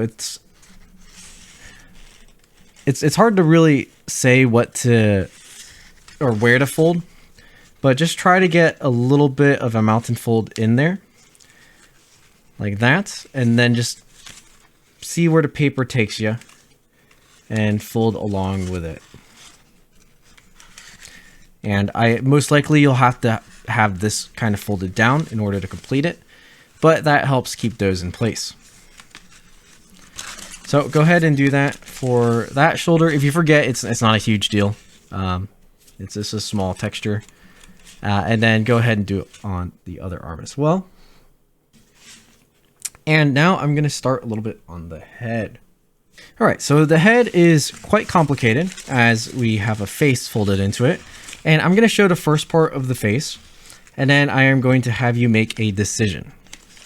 So right now our face is like this. And then this kind of acts as this will become kind of like the forehead, or we'll just use this for shaping the head. It's gonna be kind of different. And then in the back here is going to be the hood. Now, there's a couple things you could do. For one, if you like shaping faces that are like this, go ahead and just leave the face blank. Don't fold any of the details. Just leave it as this blank diamond and fold around that. So it would be pretty easy to shape. You just kind of round out the sides a little bit, and the top, and then the chin, and then just have it covered in the hood. And that I recommend for people who are using small papers. So if you're folding this with something smaller than I recommend, or if it's around 40 centimeters and you don't have any experience folding faces, I really highly recommend just don't do the face, because the face done poorly will make the entire model look bad. And you don't necessarily want that, right? It looks totally fine without the face details and all the rest of the cool details, and just has like a placeholder for the blank face and then the hood on top. You can even fold like a custom helmet if you want. However, if you are confident with doing faces or want to try and really excel at it and are using a larger paper, then you can go ahead and do the next couple steps I'm going to show you. Just keep that in mind, and even after we do a couple steps into this collapse, you can still leave it like that and shape a minimal face, because a minimal face that's clean and proportional still looks a lot better than a messy and unproportional attempt at a realistic face. And doing that is really, really hard. Even on my fold, it's not perfect. It's at certain angles, it looks really creepy and scary, but with certain amounts of lighting, it looks kind of okay. So yeah, just keep that in mind. It's going to be up to you for the most part, but I'll at least show you how I do this collapse. So first thing we're going to do is open up between these 2 points to find our pre-creases. And you can see we have like this pre-creased diamond right here. This is kind of an interesting feature. But have a memory of that, because we're going to find the same thing on the other side. And the reason why we're kind of popping it open is because once it's like half open like this, right, it's starting to go along these pre-creases that we made before. We want to pop this grid line in order to start creasing along those mountain folds. So what I'm going to do is I'm going to use my index finger and just push like that. So now it's popped in. It's starting to fold along these mountain folds like that. And you're going to need to do the same thing on the other side. Just pop that in. And you should see it start to line up. If it's not lining up to your creases, just manually go in and start it. But you can see how open it is right here. And once it's open like this, we're just going to squeeze on these points right here on the tips of our flaps, because those are going to help to fully collapse it. This one is like a little bit off that mountain fold, so I'm going to push it in a little bit more. And then once it's at this point, we can squeeze them down together like that. So you can see how it kind of collapses down. I'll show it again one more time. So this is the thing we popped open. I'm going to put my thumb right here and push on that. And then on the opposite side, I'm putting my index finger over here and pushing in so it folds down. And once that bottom area is collapsed on both sides, we can just smush down on the face here like that. And we get something that looks like this. All right, so what did this do, right? It kind of recentered where our face is going to be, made our chin down here. And this is actually because our face needs to be just around 1 unit tall in order for it to be proportional with the rest of the body. I know that's kind of strange because right now our face flap is 2 units tall. And yes, we're going to have to shrink it to around 1. And even though you think that might be pretty small, because of the paper thickness, it's not actually going to be 1 unit. It'll be a little bit greater than 1 unit. But yes, that will be proportional for the face, because then after we add the top of the head and then the hood, it'll make the head quite a bit larger. And we don't want a head to be too large on the model. I think a lot of times with origami, just because of the way box plate proportions are, heads tend to be like way bigger than they're supposed to be. You can see around here, right? Our face takes up this amount of space, which is about 1 unit. And then, like I said, the forehead takes up a little bit more to make the head proportional size. So that is the goal. So, and once again, I'm going to remind you, if you want to stop here with the face and turn this pattern into some kind of cool mask, you can feel free and play around. But if you want to see how I did the face structure for that one, keep watching. It's not the most fun, but it kind of works. And actually, if I were to do other faces, I think it has too many lines running through it. So I actually have a different face structure, but this one is not the worst. It's okay. But let's see how to do it, because I know some of you are pretty interested on folding this specific face. So what we're going to do is the bottom tip right here, I'm going to valley fold it down, and you'll see that it's actually half a unit. We technically did a little level shifter in the middle right here, and it's only a half unit. Now we're going to make that even smaller by folding the tip to that valley crease that we're looking at. We're just going to make it into a quarter. So the first partial was a partial 64th, and this one is going to be a partial 128th. And if you were using the other ones, it's going to translate to that grid. It's basically a quarter of the grid. Very, very small detail, but crease that decently. Well, it doesn't have to be like too creased, but we are going to be doing a squash fold. And I think this is kind of a spread squash. And it's small because it's between this flap. And what I'm going to do is I'm going to open these pockets of that flap and then use my fingernails to start to open that tip. And then once it's open enough, I'm going to squash fold it. You want to try to squash fold this as evenly as possible, or basically along those pre-creases we made, because sometimes the extra bits will kind of show weirdly once we do the next step. So it's a very small squash fold. Mine's not exactly perfect. It's kind of okay. It's kind of impossible to make it fully perfect, but that's that.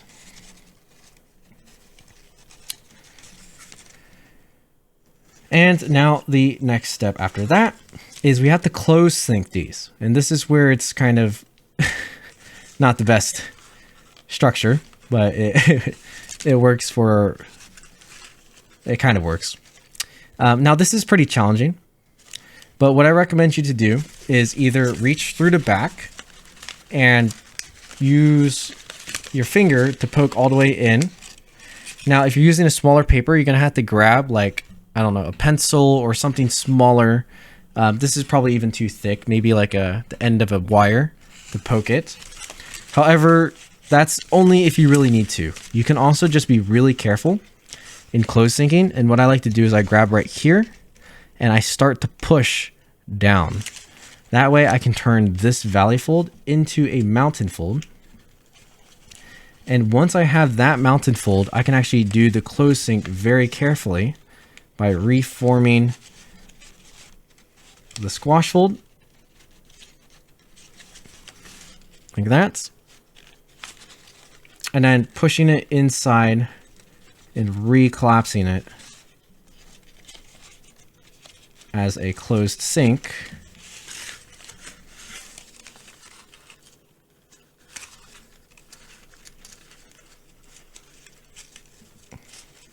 Which, to do it, you kind of have to like make sure it lies flat inside, like that,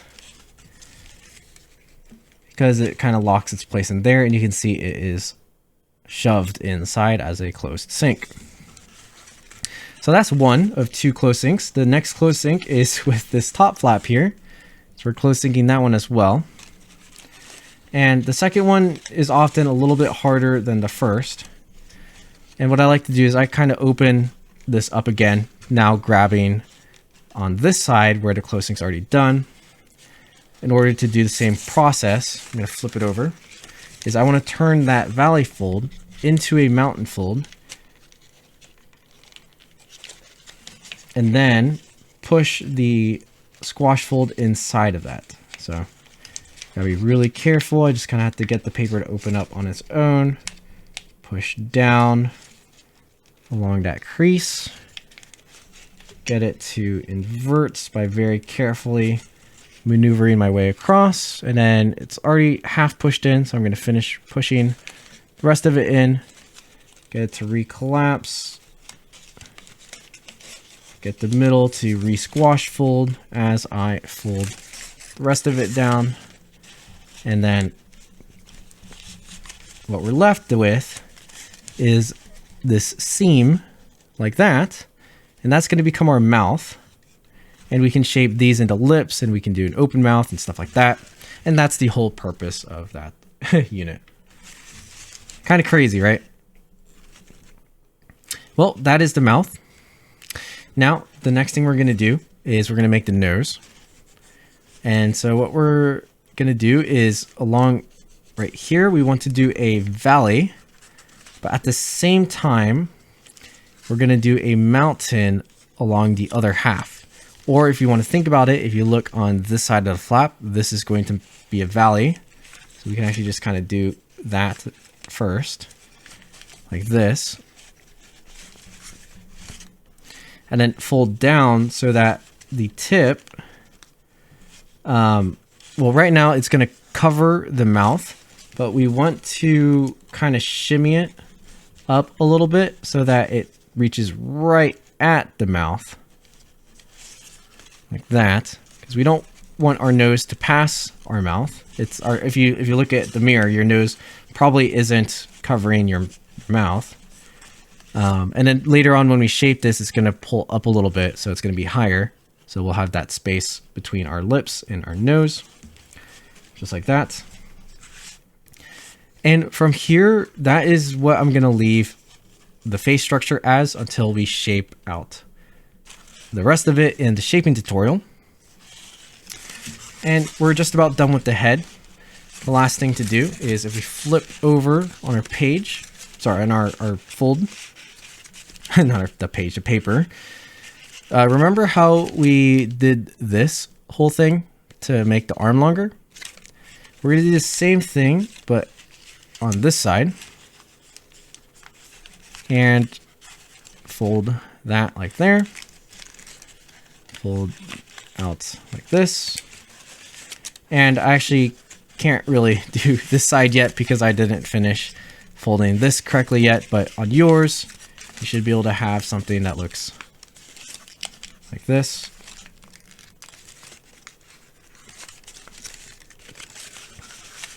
That's wide like that, and that's going to be for the hood. And then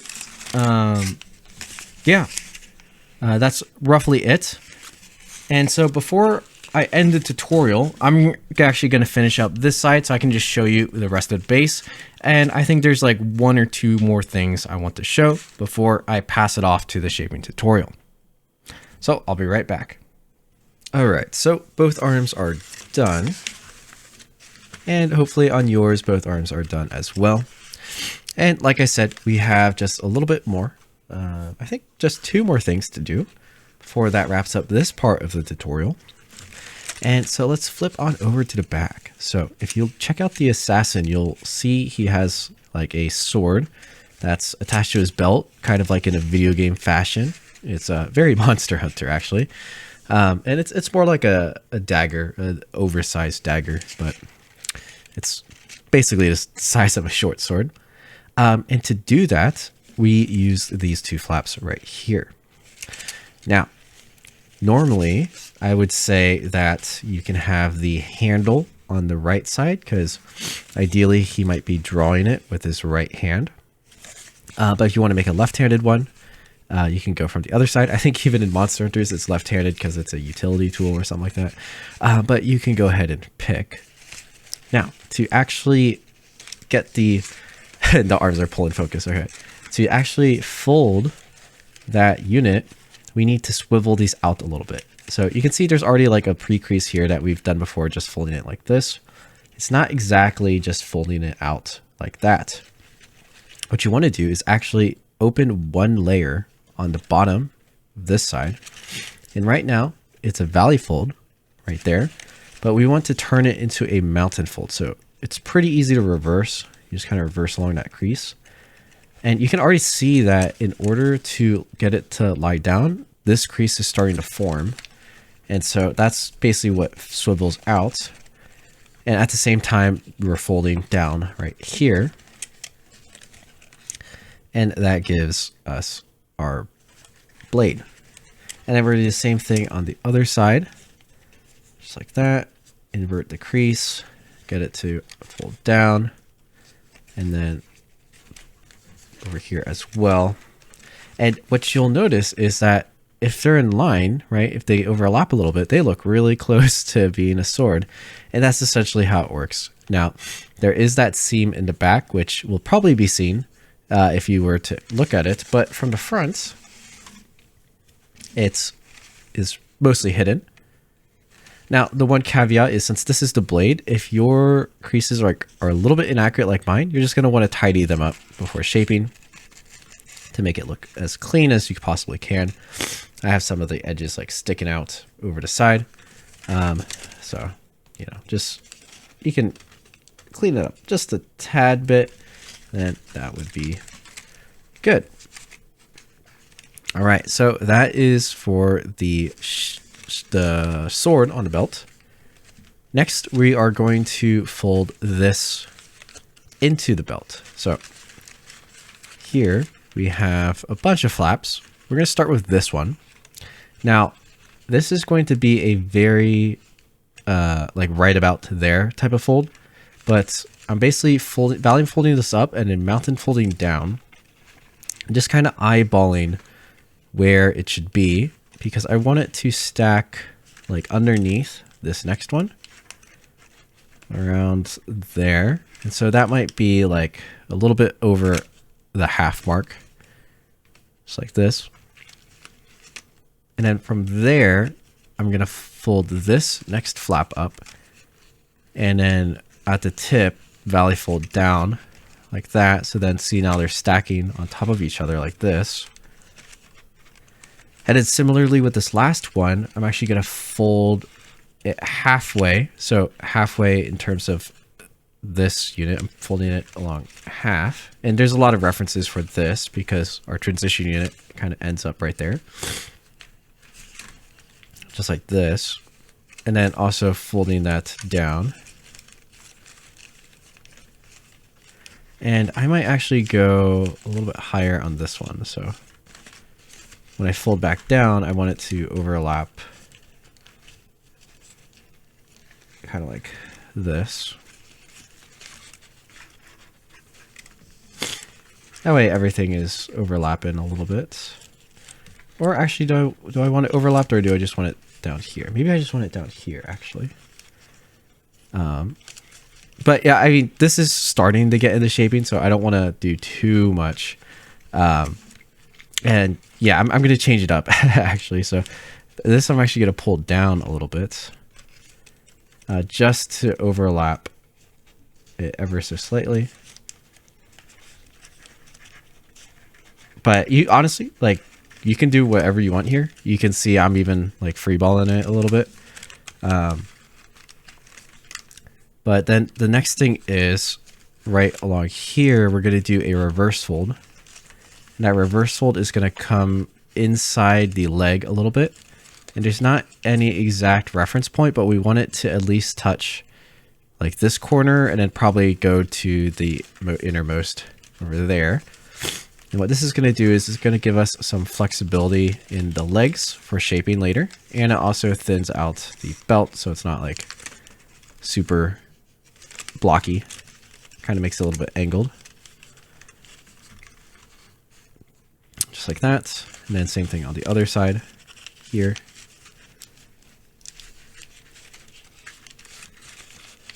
And then on the back, you're just trying to match up along the same references.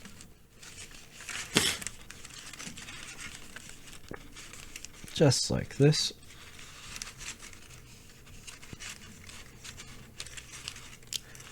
And there we have it. We have our belt. And now that I'm thinking about it, I wonder if I should do it this way. This might be better. Okay. So for this very bottom one, instead of valley folding it along the half, we're going to valley fold up and then mountain fold back down onto half. Or essentially from this side, we're valley folding. So we're just raising it up a little bit. And that way everything stacks quite nicely together. And we'll leave the rest of that kind of shaping for later. See what looks the best for what we can get. But that is our base. That's the collapse tutorial. You can see we have our arms, our fingers, the head. This is going to become the hood later on. We're going to outside reverse fold it after things are shaped. We have the torso, the sword in the back, the belt, the waistcoat, and the legs. So quite the base. You know, a lot of stacked up details for a 32 grid. And if you're folding the larger versions of the 40 grid, I'm pretty sure you're going to be able to easily translate this to that. Like the sword one, it's just the same sword as my like samurai, or at least very similar, besides the shaping. And then also the pattern is just repeated on the back of the arms as well. So very, very simple. And once you have this down, you can fold all the other versions of the base. But yeah, hopefully this tutorial helped you out. The shaping tutorial is going to come soon. It's going to take probably longer to make. I'm going to have to decide how much I actually want to show, because shaping is very difficult to show. If I were to actually show the full shaping, I think it'd be, you know, like 12 hours of shaping very slowly. And a lot of it will just be drying and me looking at the paper. So that's what makes it hard for a tutorial, but I'll at least give as much of a guideline as I can and share some information on what I like to think about in order to shape this into the most successful model that you want. And that's going to wrap up this tutorial. Don't forget to drop a like and a comment. Let me know if you are folding this model. That helps me out a ton. And if you're not subscribed already, definitely hit the subscribe button so you can catch the shaping tutorial of this design and also see some other cool video projects I'm working on. But yeah, thank you so much. Definitely go check out all the links in the description, and I will see you in the next video. Bye. All this origami got me going kamikaze now.